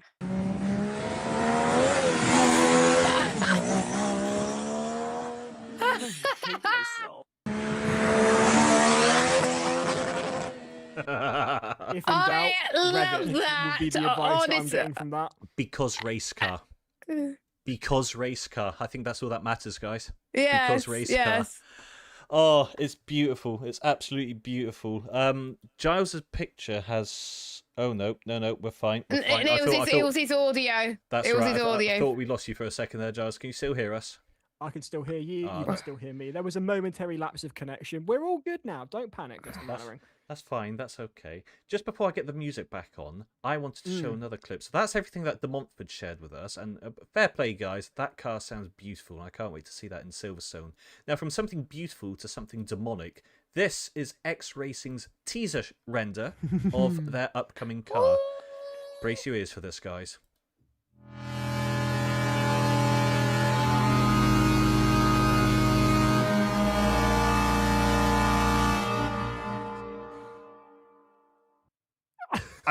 I mean, it looks cool. It looks cool, but it also sounds like a shit foghorn type thing going off. I don't know what I tell you what it sounds like. It sounds like something out of a Hammer horror film, and Christopher Lee and Peter Cushing are going to come out of the shadows next to it. Yes, that's exactly what it's sounding like. We've had quite a few submissions coming in so far. Oh, this is great. Tonight. Oh, right, the next one, guys. So you may have noted that Surrey are seeming a bit off pace today. That's because not all of their drivers were able to pre-qualify for this event. When we reached out to them to find out what was going on, well, they just shared this WhatsApp chat with us to explain what was going on in the team group chat. So I'll let you guys read this one, but when Monty, it comes Monty, why don't we read it together? Why don't you be green and I'll be black? How's that? Okay. Yeah, I'm going to listen. Okay, fair enough. Okay, you can see the server logs if you know dates and times. Okay, I'm going to be honest. The reason was because Lewis and both forgot that it got to get like 10 o'clock, and then I needed a and couldn't find any toilets open on campus, so I had to go home, and then it was too late. No word of a lie. That's why I never got them in. Library toilets, bro. Oh, I forgot the library existed. I mean, as far as unique reasons we've had for why drivers weren't able to pre-qualify for this round, not being able to find a toilet when there was one right beside you is a very unique one. So, bravo, Surrey. That was 10 out of 10. That was the most original one we've had yet. I mean, hey, it's Surrey. I mean, I know the old phrase, when you gotta go, you gotta go. But clearly, in Surrey's case, and, you know, you're from the county, you're going to the university in the county of Surrey. Yeah, Surrey. You know, it's all location with them, isn't it? They're not going to defecate somewhere that's not particularly well, I don't know what the word I'm looking for is, but I'm sure you can fill in the gaps. Yeah, no, I give you that. But yeah, so that was Surrey's news for us. So thank you guys. Original. What else did we have? We had University of Leicester, so they put a picture in the Discord chat telling all the guys, well, this is how we're getting on with our car. It was a picture of last year's car. How are you guys getting on? And through the spirit of students, they decided to go to AI, go to ChatGPT, and start asking it to make their car look even better. So from a conventional Formula Student car, someone came out with this as an idea for how to prove a Formula Student car. So as you can see, we've got giant wings, we've got, a work of art really, isn't it? But someone decided to take it a step further by including the spirit of Fast and Furious, and I believe the instructions were make it look a little bit more anime. And this is what we've got now. So this is a University of Leicester's Formula Student team.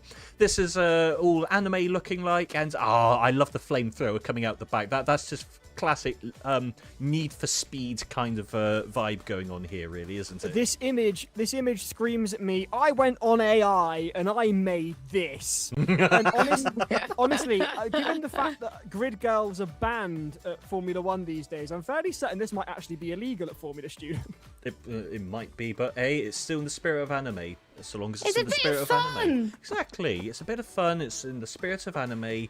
We allow it. Of course, this is an over 13 show. You do hear swearing from time to time. So, of course, it's all in the spirit there. But yes, very creative the students are getting at the moment when it comes to trying to make this car go even quicker. I do approve seeing something looking a bit more Fast and Furious. However, Leicester have also been absolute champions in other ways, guys. Because apart from having a joke and it's kind of turning into this season's meme for us, they have been probably one of my biggest champions of late. They really helped me with my to support my charity karting event I'm doing at the moment. As you guys know, they won it last year, and they submitted this video just to show a bit of solidarity towards the charity, and also with a message to all the other Formula Student teams out there. So if you give us 60 seconds, I'm going to roll another VT. Let's go! University of Leicester Racing took 2 teams to Racing Awareness 2025 to have some fun, however ended up winning the Corporate Cup with the A team and coming 6th with the Bs. This year we want to do better, and we're glad to say we'll be taking part in Racing Awareness 2026, both to try and do better, but to help raise even more money for the fantastic charities. Last year, we raised just shy of £500 in aid of the National Autistic Society, with the whole event raising over £5,500. While most of us enjoy the racing action, the event is ultimately to raise awareness and have open conversations surrounding difficult topics. Autism and ADHD affect more than 60 million people globally, and in the UK, 1 in 2 of us will be diagnosed with cancer in our lifetimes. The charities supported by this event provide vital help to those affected and their families. So why don't you come and give it a go? Have a laugh with some friends, meet people from all sorts of backgrounds within the motorsport world, and try and take us on for the Corporate Cup crown in the 3-part championship at Daytona Sandown, Silverstone and Rye House. We hope to see you all there.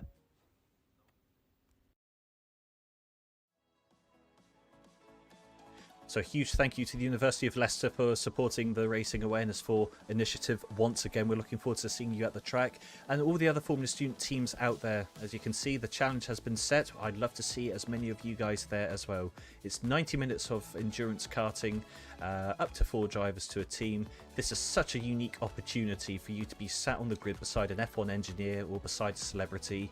Great opportunity to network, get to meet people that you want to do this as a career yourself as well one day, and of course raise a bit of money for some great charities and promote inclusion within the motorsport community as well. So Leicester, really looking forward to having you back again this year, and other students out there, love to welcome you as well. So that's all the news. Sorry, go on, Giles. I was just going to say, it's even great fun if you come last. Well, it was for you, from personal experience. Anyway, Giles was the slowest. As it happens. Darren, you're correct. Top Hat was there as well. I'm so sorry. Yes. We have no pictures of him being there as well last year. So please name drop. If Top Hat's got any of, is he coming back again this year? I'd love for him to be there once more. Oh, that'd be sick. That'd be awesome. Being overtaken by Tyler was one of the best experiences of my life. It felt like a full circle moment. It wasn't for me. It was 2 laps from the end, and that took us off the podium. But it's all relative. More to the point.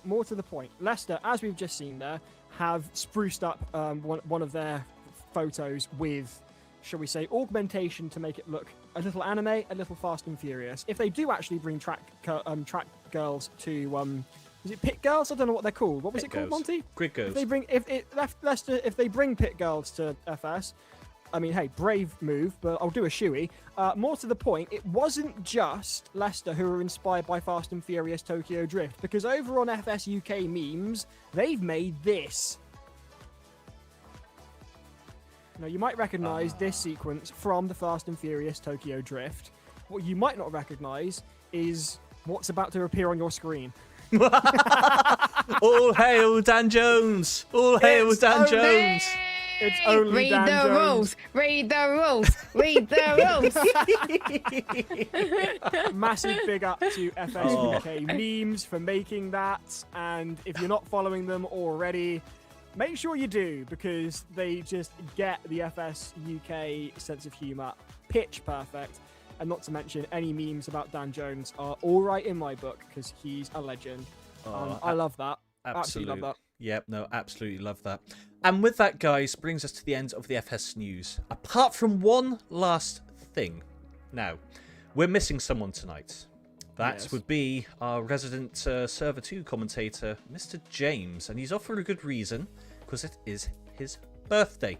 And so in the spirit of James, and because we miss him so much, I saw that he put a picture on his Instagram the other day showing the difference between him celebrating his 18th birthday compared to him today celebrating his 24th. I tell you what, how someone can change looks in just 6 years. But I have to say, guys, look, hang on, look at this. Look at this. From 18 years old to there he was yesterday having a cocktail. Gone is the bleached hair. As we know, he looks a bit more like Jesus nowadays with his hair in the man bun the whole time. But yes, very happy birthday to James, out in Wales somewhere just now, enjoying his finest life. Though I'm not going to lie, part of me wants to tell him to bring back the bleach look. I mean, hey. And there's a skin on Server 3 as well with the birthday thing as well. You're right, his skin for the TV car on the lower server is a birthday cake. I'm quite grateful that he is as he is now, and he's ditched the albino look, because I really, really like the fact that he has hair, so I don't have to. It makes my life easier. He compensates, and we've got an average amount of hair between the four of us in the commentary boxes, because I have less than I'd like. So happy birthday, James, and thank you for having lots of hair. Yes, absolutely. Now, that brings us to the end of the FS News, brought to you by Formula Students Online. For those who didn't have a chance to scan that QR code, let's play that video one last time. So you can go and scan it, get yourself subscribed, and go and have a look at that AMR F1 podcast with Millie. It's a really good one. Here comes a VT. Scan it!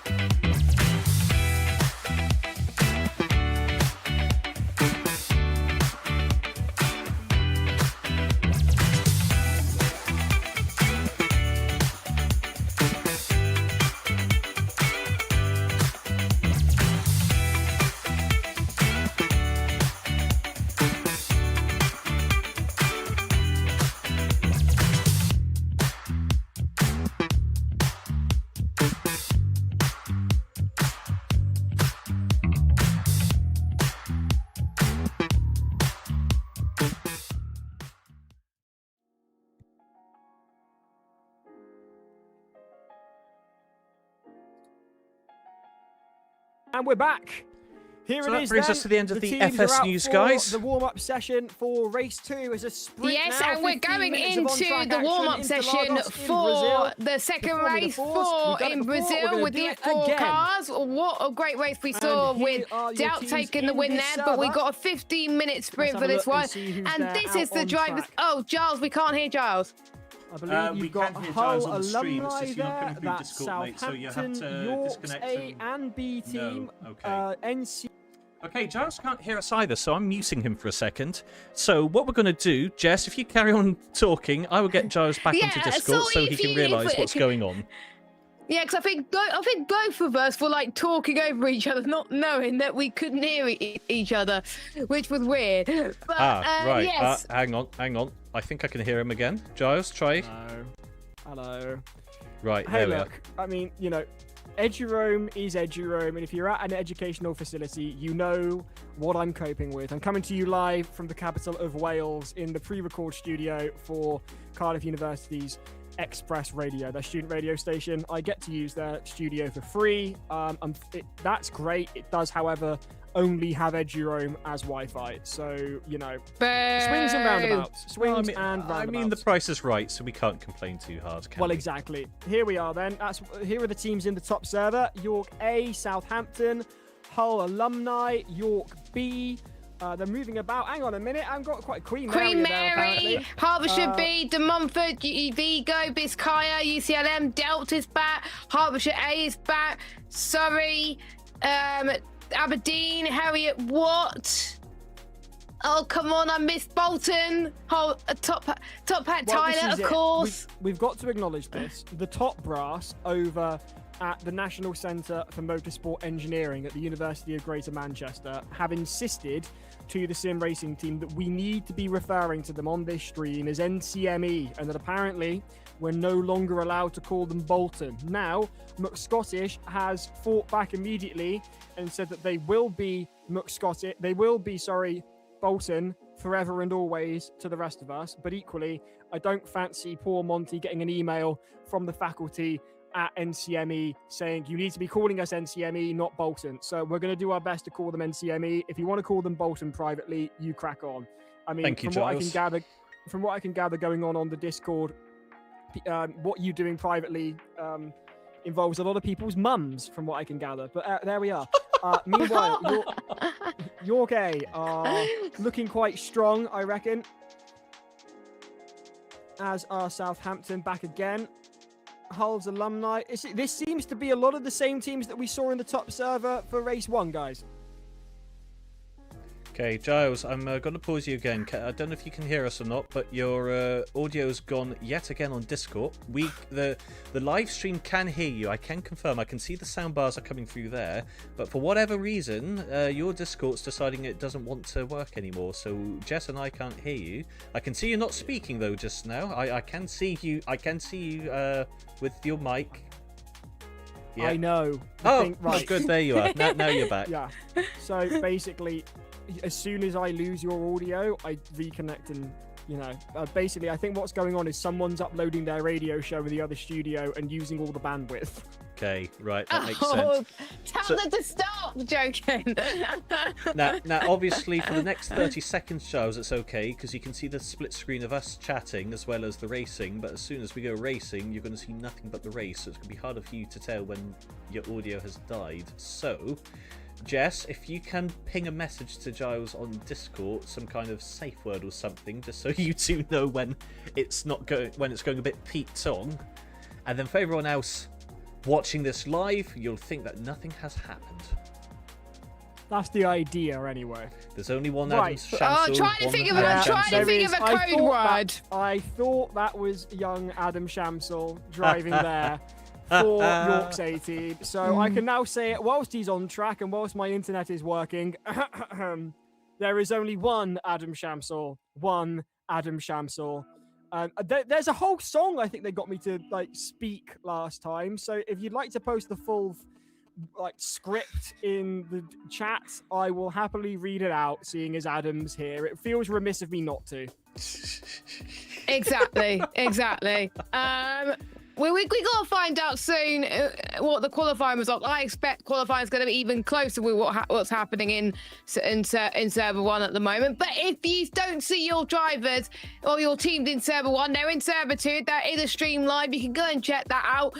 And we will go through the Server 2 results afterwards because we didn't have time because we had so much FS news. So thank you very much to everyone that submitted clips this week. We had loads, which is why we didn't have time to go through Server 2 results. So we would like the same next time, please. So if your team has got some updates for your FS team, no matter what competition you're taking part in, or your sim racing team, let us know. So do it because it was great this time. I really enjoyed the clips this week. Really great. We'd like to see more of the same. Contact myself and Monty on Discord. We'll send you the details of how to get in touch with us. There it is. Here are the lyrics. Right then, Call of Jules and Snake Hurdle and Jimmy. I got it for you. There's only one Adam Shamsul. One Adam Shamsul. Driving along, singing a song, walking in a Shamsul wonderland. Yay! Hooray! Oh, hello, Crikey no. Moses. Oh, here we go. Oh my god, stop spamming!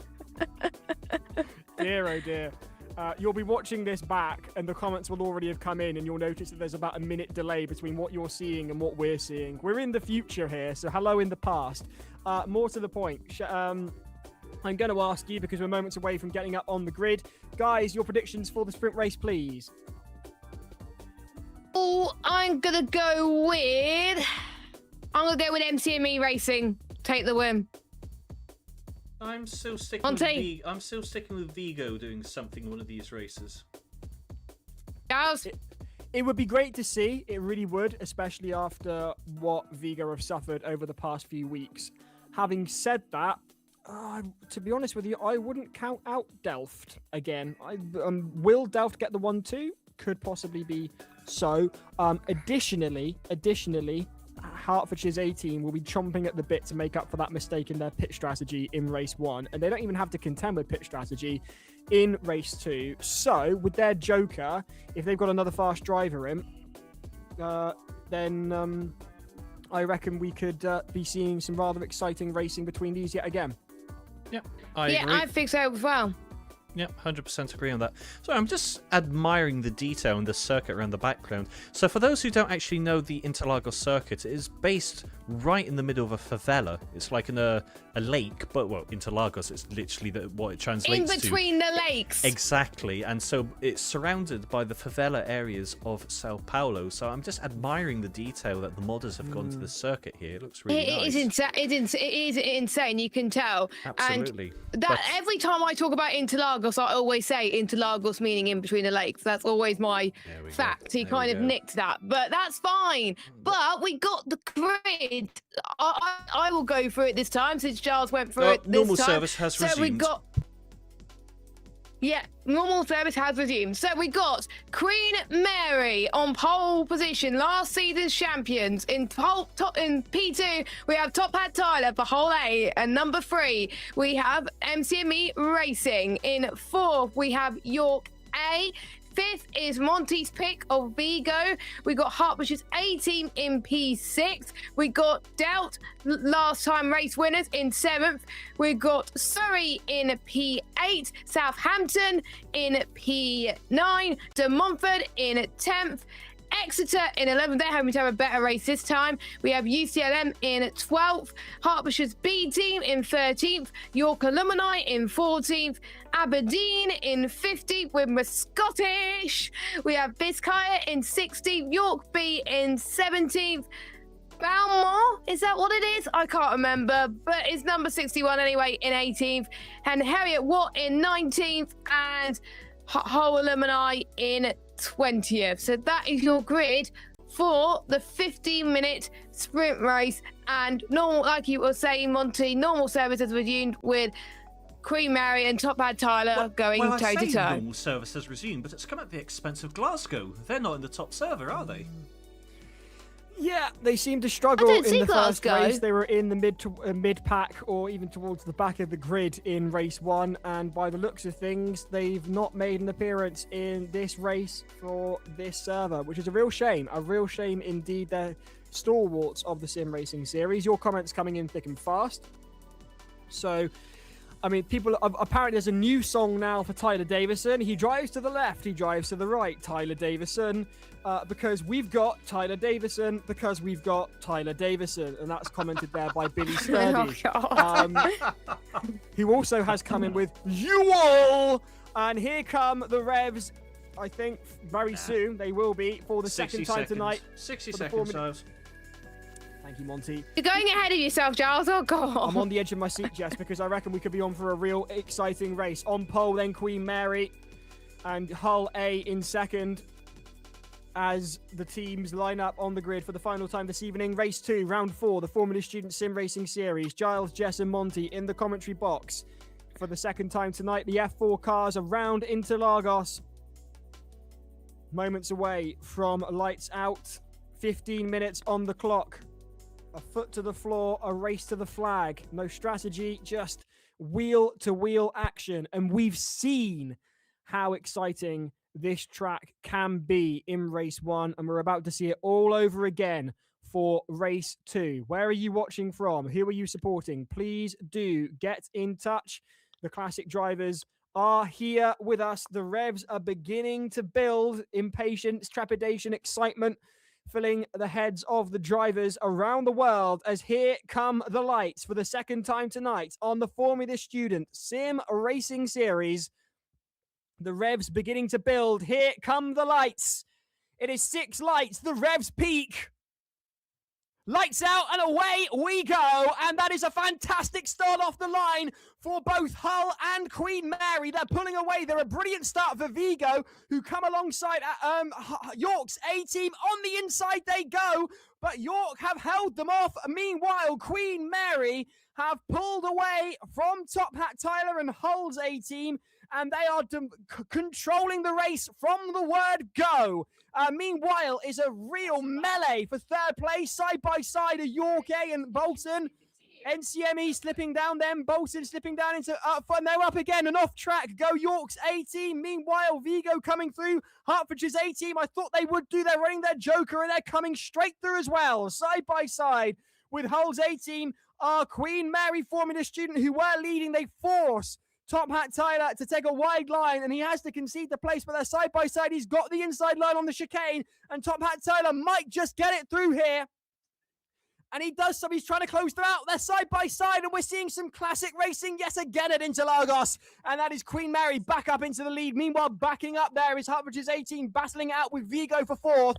Hull's Hertfordshire's 18 go through. Meanwhile, here's Queen Mary. They are leading just about on Top Hat Tyler, who gets the switch back. They go wide. Who's going to get this? Are they going to touch? No, they don't. Millimeters between them as they go into the final corner, onto the start-finish straight. No, this is really, really close for the lead. Top Hat Tyler, a nose ahead into the start-finish straight, and he has got that in the hat.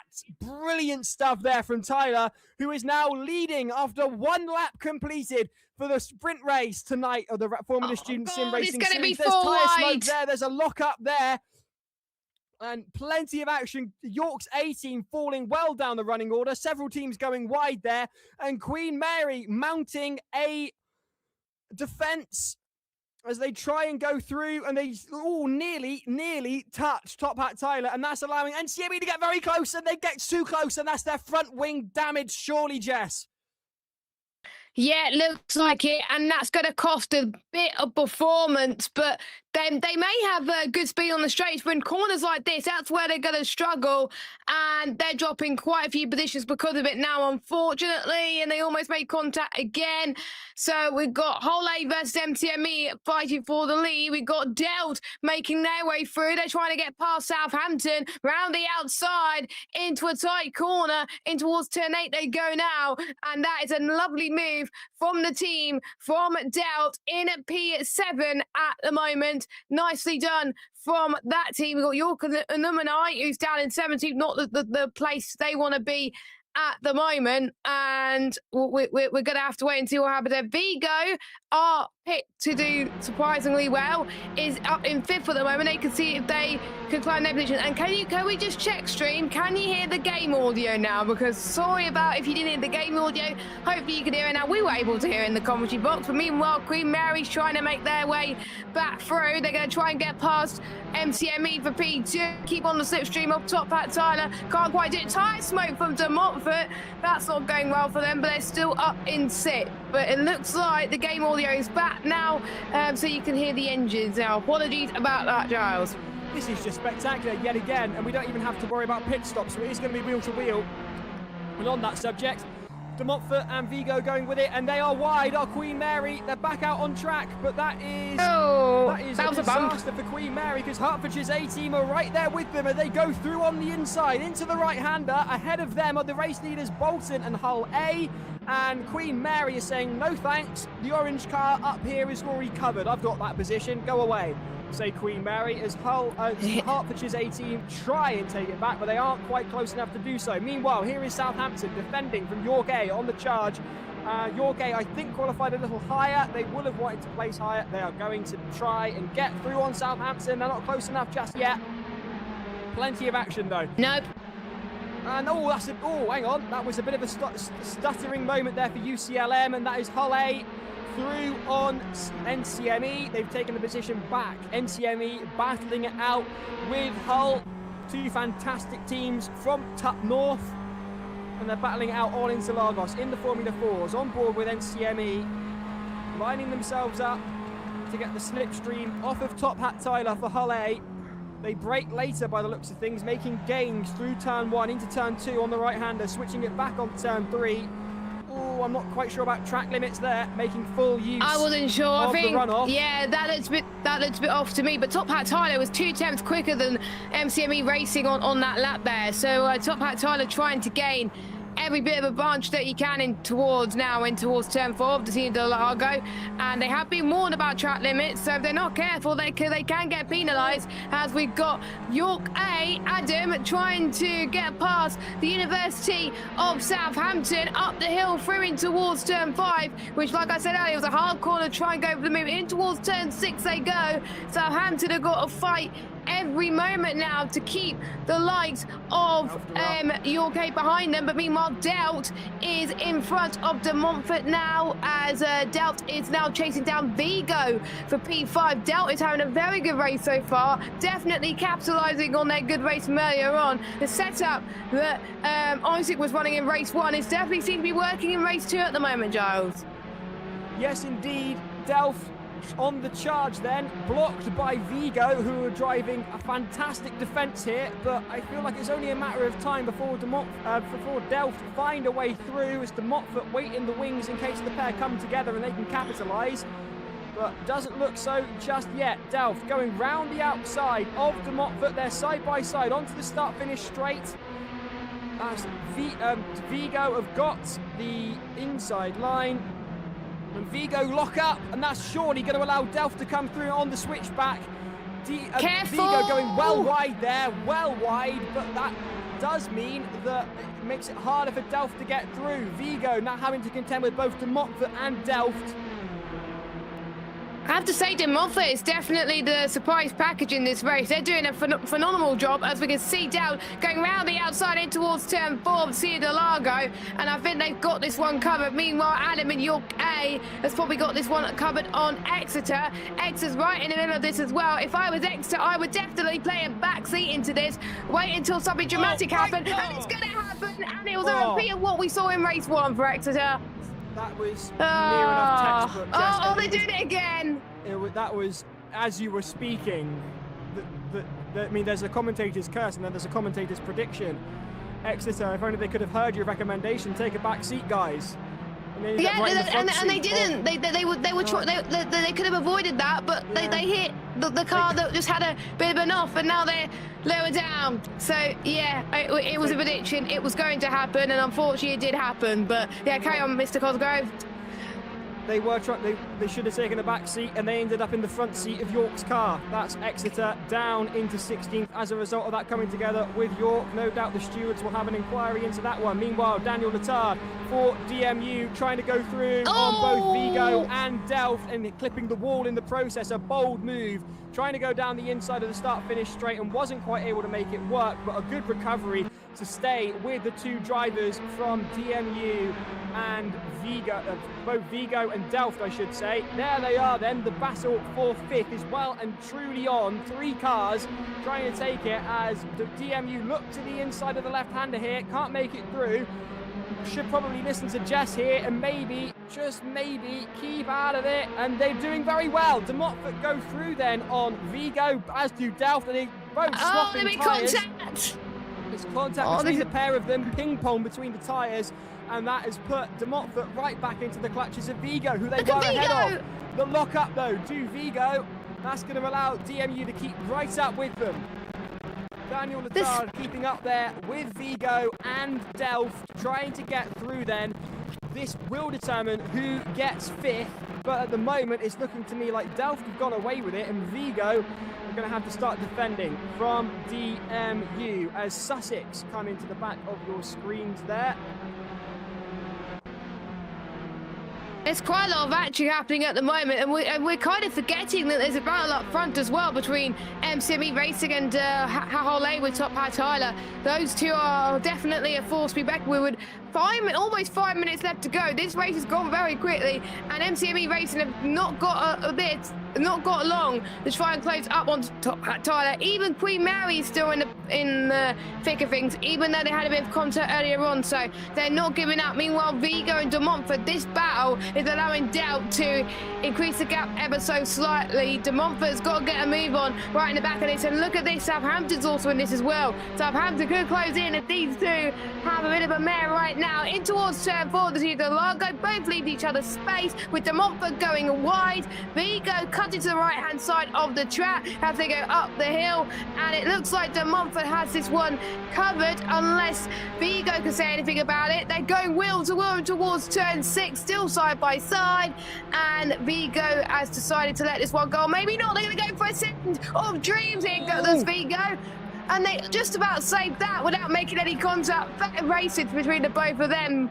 My oh my, this is exciting. I'm absolutely loving this. And Southampton, they're in the thick of things now. Because of this, Southampton is having a good chance to get 5th as well. DMU showing that the little guys really can do big things. Fantastic stuff from De Montfort. Vigo right there with a rear end full of Southampton. The battle between Vigo and De Montfort has allowed Southampton to close in. We saw them during the Formula Student News. when they're not busy playing curling with cones. They're out here practicing for the sim racing by the looks of it, because they're going to try and go through on both teams at once. And they don't quite make it work. They try and go around the outside. It's a bold and brave move. All three teams doing very well to avoid each other. Vigo locking up to avoid contact, and that is De Montfort pulling away then from Vigo and Southampton, but Vigo have got the slipstream on De Montfort. De Montfort are not out of the woods yet as they cling on for dear life to sixth. Trying to go round the outside are Vigo. They're a nose ahead, but De Montfort have the inside line. Will Vigo go for the switchback? Southampton keeping well out of it. We see that's probably a good idea after what happened to Exeter. And that is Vigo going through once again on De Montfort as they dive down the inside, leaving De Montfort in the clutches of a charging Southampton, going well wide, and I think for a moment they're potentially off track limits, as De Montfort defend wildly in attempt to maintain position and still keep themselves in contention for sixth as Vigo pull away. De Montfort having to take all their energy defending from Southampton. Vigo leaving them to it. They're pulling well away, and that's De Montfort relegated down into seventh, with Southampton on the charge behind them. A gap of 0.8 seconds between NCME and Hull now. It does seem Tyler's race to lose. No pit stops to contend with, 2.5 minutes on the clock. A masterclass from Top Hat Tyler. Were we expecting anything else? Probably not. Meanwhile, here is the rear end of Vigo. You can see the challenge that DMU have got to contend with from Southampton, on the charge and dive to the outside, losing the slipstream and as a result losing pace, but they lock up to De Montfort and they are now side by side with Southampton, and Southampton are a nose ahead as they get the inside line through the fourth corner. And that is gutting. They're pushing people. De Montfort relegated down into 8th, I think. Maybe, can they get the switch back through here? They're going to try. They're not quite close enough, but they keep themselves in contention as they lock in behind the rear wing of Southampton. They go to the outside now, trying to get through, trying to find a way, but Southampton seemingly pulling away as the teams get onto the curb. There's two wheels on track on the inside of the white line, and that is Southampton away. And De Montfort have gone. Where have De Montfort gone? That's why we're up with Queen Mary. De Montfort is in 8th, still fighting with Southampton. Thank you. Meanwhile, Queen Mary thinking, oh, you know what? 1:10 on the clock. Freeway battle for the lead, Giles. Freeway battle for the race win. Here it is then, Queen Mary, Formula Student. They qualified, I think, in pole position, or certainly but they had a bit of an off. Of the grid, and there was an off that means they're currently down in 3rd. They've recovered now on what I suspect will be the final lap, and they have now got NCME in their sights. NCME trying to lose them, and they're very, very close indeed, Jess. And they look to the inside, do Queen Mary on the inside of NCME, but they are not close enough. They lose traction on the curb, and they have to abort a move, round through on NCME. Honestly, that's allowing Hull A. Someone's gone off. Yeah, that is Hertfordshire's B team. No luck for them. Meanwhile, someone else has gone off. That looks, who is that? Crikey Moses. I mean, there's off, and then there's just driving outside of the track. Yeah, that might be Surrey, actually. Yeah, that was Surrey. Meanwhile, I think Tyler, unless anything bad happens to Top Hat Tyler, he's on course to win this one with, this is the final lap, Giles, because the clock is just about to hit 0, and I will let you call the finish, because Top Hat Tyler delivered. Into the final corners. Top Hat Tyler leading the race, for the most part, in absolute commanding style. The checkered flag beckons. NCME, meanwhile, under pressure from a charging Queen Mary. The flag approaches. Top Hat Tyler will take a well-earned victory. They're side by side, though. Photo finish! NCME and Bolton. Who was it? It was Queen Mary. Queen Mary took it out of the hands of NCME at the very last moment. Hold fire on that, Giles. We've seen this tree play upon us on a photo finish before. I will tell you what the results are straight after this race. Stay with us then as Delft lock up. They've got 5th. There's Southampton in 7th. Vigo ahead of them. Vigo, though, disaster. Did Vigo go across the line? Yeah, they're in did. sync. Oh, everybody's Yeah, gone they're in across the line. Yeah, I'm panicking. Apologies. It's all happening. It was quite dramatic. I don't know whether you noticed. I'm going to need some water. Give me a second. Yeah, you go and grab your water for that. We're going to see if we can go and find a Mr. Top Hat Tyler. I will wow. need to throw out the link there. I will do that in just a moment. Fantastic. Thank you, Jess. Wowee.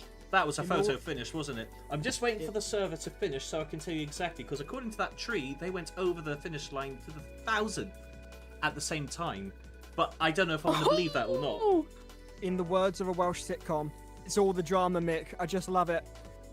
Brilliant stuff there from all drivers involved. There were battles from front to back. We couldn't show you everything, and we can only apologise. We did our very best. Yes. There was just so much going on, wasn't there? And yes, there was battle for the win, but you could tell the battle at the midfield was getting, I think, even more tasty, I would say. So yeah, it was. I think the sprint definitely delivered, and I'm very, very impressed with everybody. But Top Hat Tyler, honestly, when you put him around Brazil, he's gonna go up and there and win it, and he did. And it'll be interesting to hear him once Giles interviewed him in just a moment. So the comments are coming in thick and fast. Cy Murray complaining about the fact that we were looking at the battle for 6th and 7th when there was a battle up front. It seemed less contested than it was in 6th and 7th, and Evan Dalton pointed out that why were they not looking at the battle up front? Because they know no one beats Top Hat. So much support here for Tyler Davison in the stream. Meanwhile, Billy Sturdy saying, "Well, hey, that's my friend." Evan Dalton saying, "You all." Billy Sturdy saying, "Because we've got Tyler Davison." Yes, you do have Tyler Davison, and we want Tyler Davison. So someone can get hold of him and tell him to come in the commentary box with us. That would be great. Billy Sturdy says, "Hull, just to let you know, I let Tyler leave work early to participate in this. You're welcome." Thank you, Billy, from behalf of us in the commentary box, let alone Hull. Meanwhile, Evan Dalton says, "Live, laugh, Top Hat." And Darren Davison says, "There is only one Top Hat Tyler." I mean, there is indeed only one Top Hat Tyler. Evan Dalton asking Billy Steady, "Any bookings for tomorrow, lad? I fancy an HK50. What's an HK50? Meanwhile, Nat's rather pleased with the results for Delft, saying, "Delft, yes!" And I just want to check in on McScottish's mum, because based on the comments we're seeing on the Discord, I just wanted to make sure that she's okay. And she's in respectable... Yeah, please. Are you alive? And are you in respectable company? Yes. Meanwhile, where, please, is none other than Top Hat Tyler? We need his He's top in hat. the We need interview Tyler. room, Here Giles, he is. and he's ready coming. to speak to you. Hang on. Hang on. You can tell he's from Tut North. Hang on. Yep. Don't worry, Tyler. We can hear you. We just need that camera to come on now, and then you'll be all good. Oh, here we go. We good? Oh, no. Start. That will help. Oddly enough, that does tend to be the case. We good? No. Yes, there we is. are. There he is. There's our guy. Tyler, how you doing? I'm good, lads. How are we all doing? Not too bad. Not too bad. Can you just do me a favour, just for my own personal enjoyment? Could you just turn around and say, by order of the Peaky Blinders, please? By order of the Peaky Blinders. There it is. Thank you. He's from the north. It happens. Hull karting 50-lap racers. Darren Davison, Billy Sturdy saying, "Thank you guys. Pleasure as always. See you all at Race for Awareness." Yes, indeed. Tyler, a masterclass from start to finish. How was that for you? That was mega. I mean, after qualifying, I was half a second slower than the leader. So I was like, right, just first lap, get in front. Even if you kill him, just get in front, and then we'll go from there. But yeah, I was just holding on for dear life. But yeah, over the moon, absolutely over the moon. Words I never thought I'd say in the commentary box, but for the benefit of avoidance of doubt, we don't condone killing other drivers here in the commentary box. More to the point though, so it was what position? Remind me, what position did you start in? I started second, 1,000th in front of third. So to my mind, and we were talking about this at the start of race 1, you may have been watching along with us. You end up with a better position into turn 1 at Interlagos if you start in second. Did you find that to be the case? I think I would have done if I'd got a good start, which I didn't. So I had the right place, and then I got a bad launch, and then I sort of put myself back on the back foot. And then luckily, I think he ran a little bit wide out of turn 4. And I was like, I don't need a second invite. So that was it. I was just going for it. It seemed fairly clean, I think, for the most part. There wasn't as much contact as we saw further down the field. I think there was a bit of bumping wheels, but not dramatically so. Yeah, I mean, I thought everything sort of my end was clean. Everything I saw was clean. I didn't have to do any killing, so that was good. But yeah, I thought it was all clean, fair game, and yeah, I was over the moon with how it went. Yeah. Honestly, your joy is palpable from here, and we're in a virtual commentary box. We can see how pleased you are. Your team over the moon, very, very clearly. And I'm assuming, has this been your favourite combination thus far? What, like all time, or just this season? Certainly this year, but you're more than welcome to go broadly. I mean, I've only done 2 this season. I didn't win one, and I won the other one. So I'm sure you can figure out. Which one I preferred. Like Meatloaf said. I mean, altogether, the MX. I think. Go on. What? Just like Meatloaf said, 2 out of 3 ain't bad. Yeah, not a bad effort. So yeah, hopefully next month we can pull some more magic out of the hat, I suppose. What is there anything up the hat for tonight? Was it just a case of foot to the floor? How much practice did you manage to get? I didn't even start driving the car until Tuesday, so I think that should show you how prepared I was. I was focusing on race runs, and the quality's never been my strong point. I mean, you don't score points in qualifying anyway, so it doesn't matter. You get 8 my points. aim was you get 8 points in qualifying, Tyler. Oh, sorry. You get 1 point. It can make all the difference. Yeah, it can. But I think unfortunately we're not really in a championship position where every point is going to matter at the moment, unfortunately. So my aim was to just focus on race pace and to hope I can do something.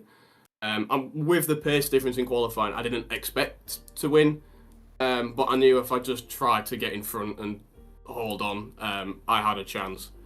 So I think you did incredibly well by the sounds of it, especially with such limited practice. And it was yet again just another masterclass from Top Hat Tyler. Definitely. A real pleasure. I always ask the teams in this when I'm interviewing, how is Hull getting on with their car? Will we see a car from Hull at Formula Student? I'm gonna say yes, and then I'm gonna move on. As I say, I'm not. As I always say, I'm not part of that side of it. But I know, bless your heart. But we'll always ask. We'll always ask the question. A yes will do. A yes will do. Monty, is there anything you want to add? Yeah, I just wanted to say, Tyler, I appreciate that you've been off the last few races. Have to say that's the greatest comeback since Elvis. So fair play. Are you here now for the rest of the season, or is this a cameo appearance? No, fingers crossed. I'm here to stay now. As I say, it's been. Yeah, I would have liked to race the last 3 rounds. Obviously, I've had other stuff come up that I'm not going to get into. But yeah, I'm here to stay now. And yeah, foot to the floor from here on in. Good to have you back, definitely. I know things have been up and down for you because I know we've been DMing, mate, and it's just great to see you back and great to see you in winning form. So fantastic stuff. Yeah, appreciate you guys. Thank you. All the love, Tyler. All the love, and very best of luck for the rest of the season. You look after yourself, man. Thank you, guys. You too. See you later.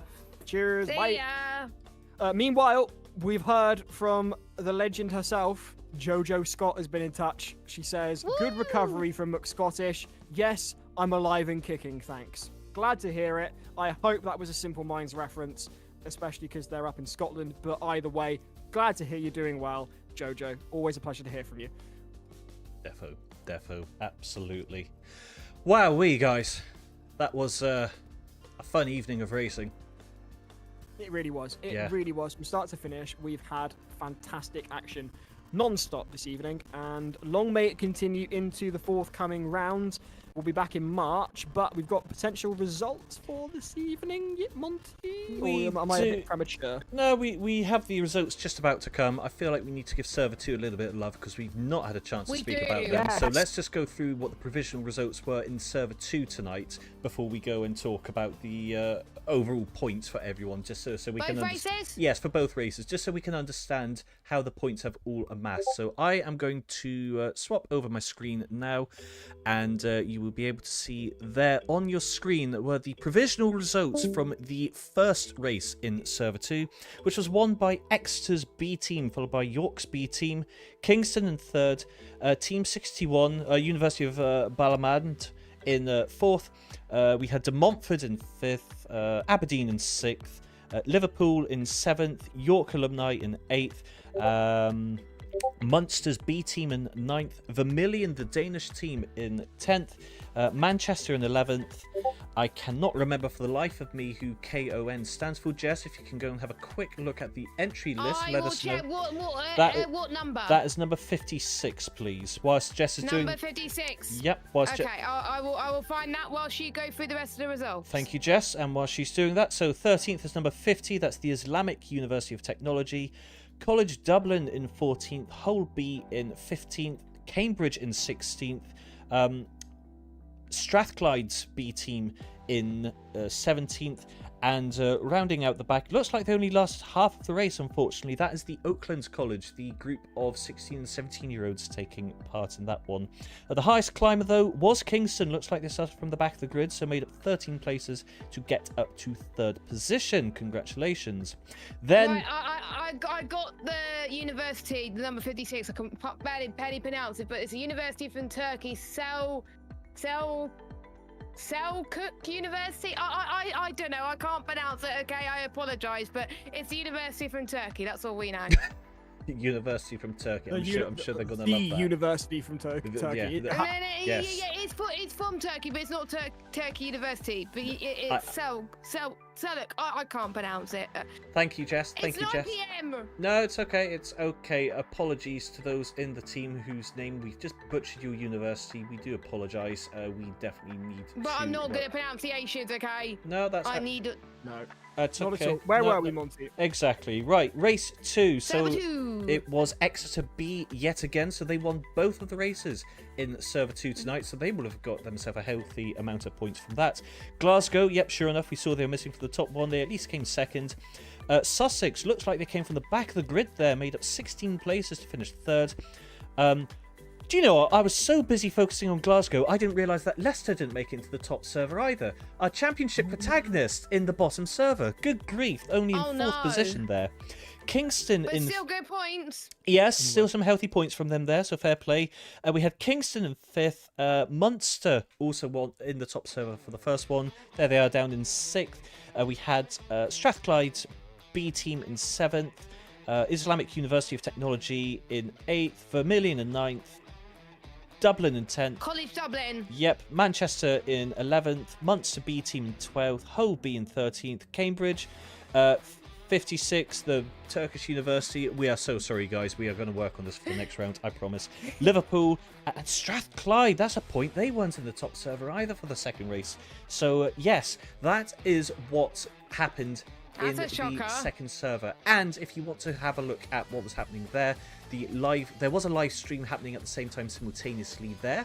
That is also on YouTube, so if you just go back into Formula Students' channel, you'll see this is server 1's live stream. There's another one going there in case you want to catch up. No commentary though. Yeah, well, no commentary. No, you're correct there, Jess. But there is still some good racing action going on. Right, that is everything. Now we know all of the results. Let's work out who has won overall tonight. Who is your money on, guys?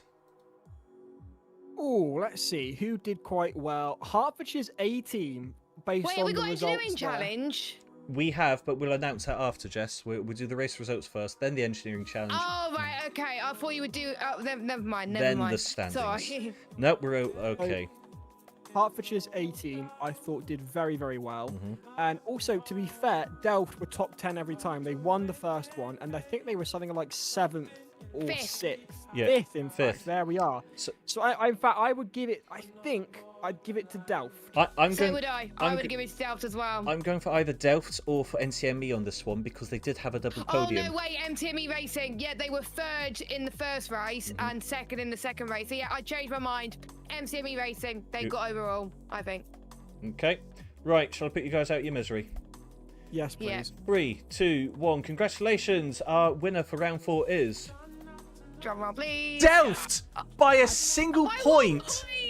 And look at that. Hertfordshire tied with Greater Manchester, NCME, for second. That is the closest result we have had. That could have been a three-way tie, guys. That's wow. Unbelievable. A single point in it.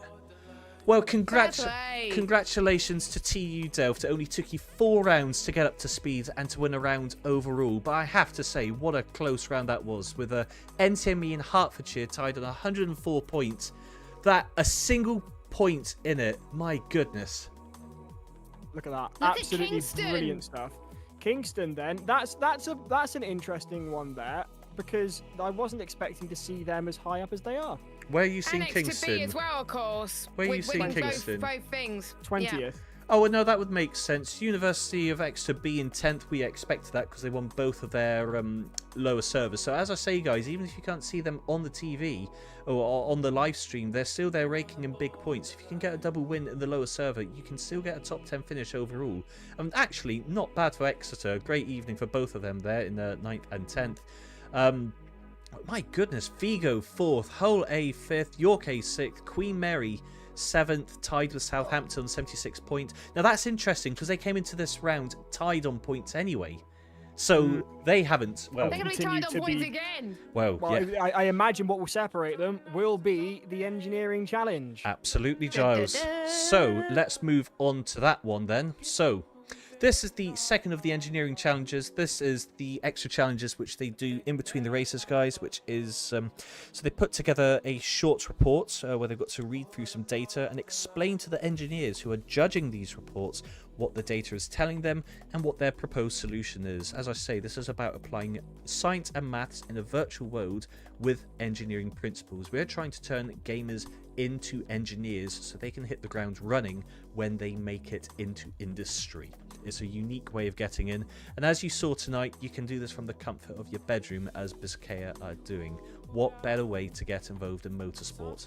And for the second challenge, guys, the judges declared that the winner was the University of Exeter. Look at that! Now that's not a team I was expecting to see at the top of the engineering challenges, with all due respect. I love them loads, but I was not expecting such a definitive win. That's by 6 points over Queen's University Belfast. Absolutely. Now this is where it gets very interesting, because when reading the judges' notes here, actually Queen's University Belfast got the highest score from the judges, but a small portion of the points which make up these results, so it's like 90% of the points are made from the judges' score, so the rationale, the communication, the justification, engineering principles, and the final 10% comes from the lap time that they posted on the server to justify the changes they had made to the setups.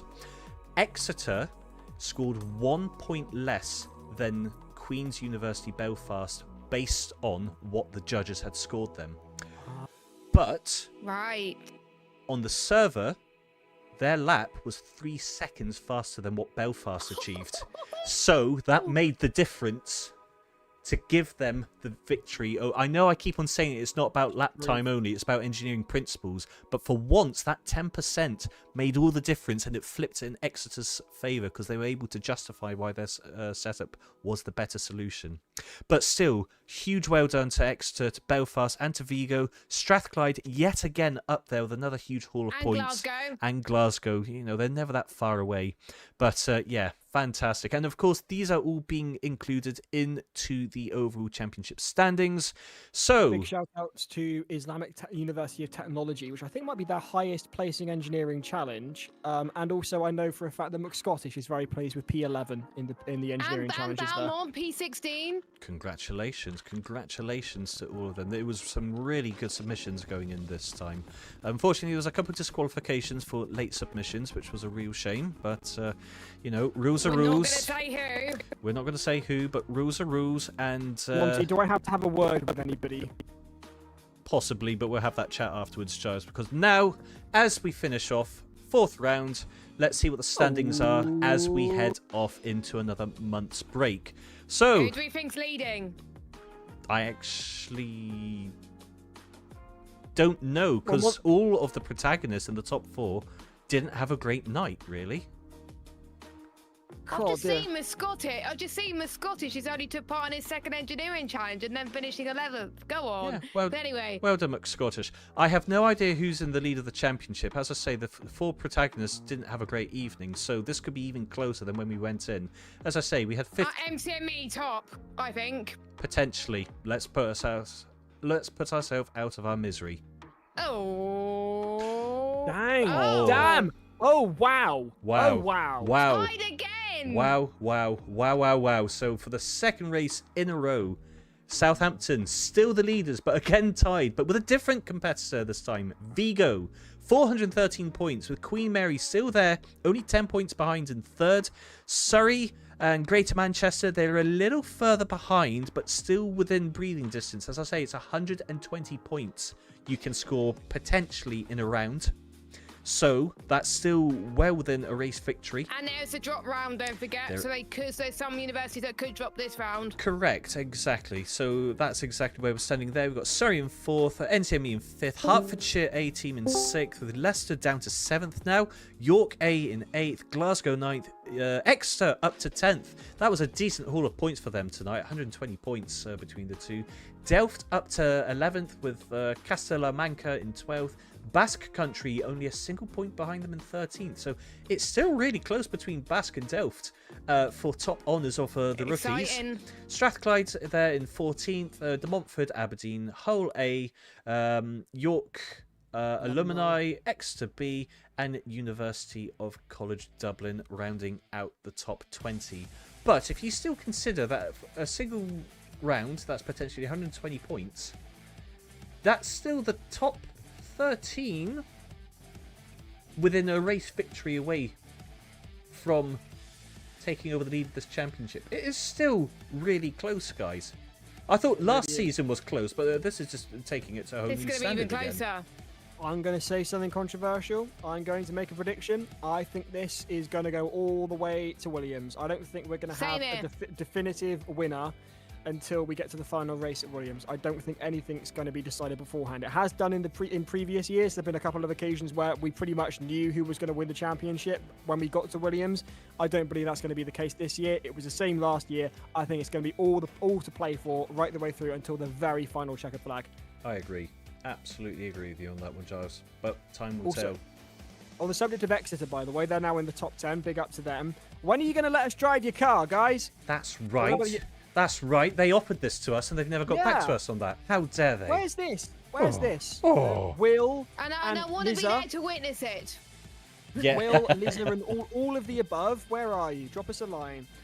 Meanwhile, I think it's probably time for us to say goodbye. What have we got to look forward to next round out, Monty?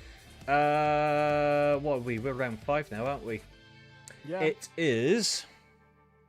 So it's going to be round 5 next week, well, next month, isn't it? It is next month, yes, correct. It is, I believe we are going to Assen, and I believe we are using a form of prototypes there. I can't remember for the life of me what the type of cars are, but it's going to be very, very fun, that's for sure. It is, I've just looked it up, LMP2s at Spa-Francorchamps. That's the old that's the old combo. We've had to change it last week. I can't remember what it is off the top of my head, but I can tell you it is at Assen in Holland. Don't worry, I've not told you this, so that's for us to catch up on.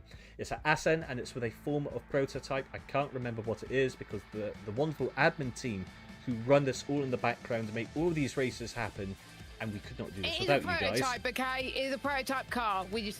Yeah, exactly. So that's what you've got to look forward to come next month. But for now, Giles, I've got a post-driver's briefing to go and handle. So big up to Vigo, go and donate to them. Big up to James, happy birthday to him. Big up to the admins who make all of this happen. And from me, it's goodbye. From Jess, it's goodbye. From Monty, it's goodbye. Have a great evening, and we'll see you next month. Bye. Bye.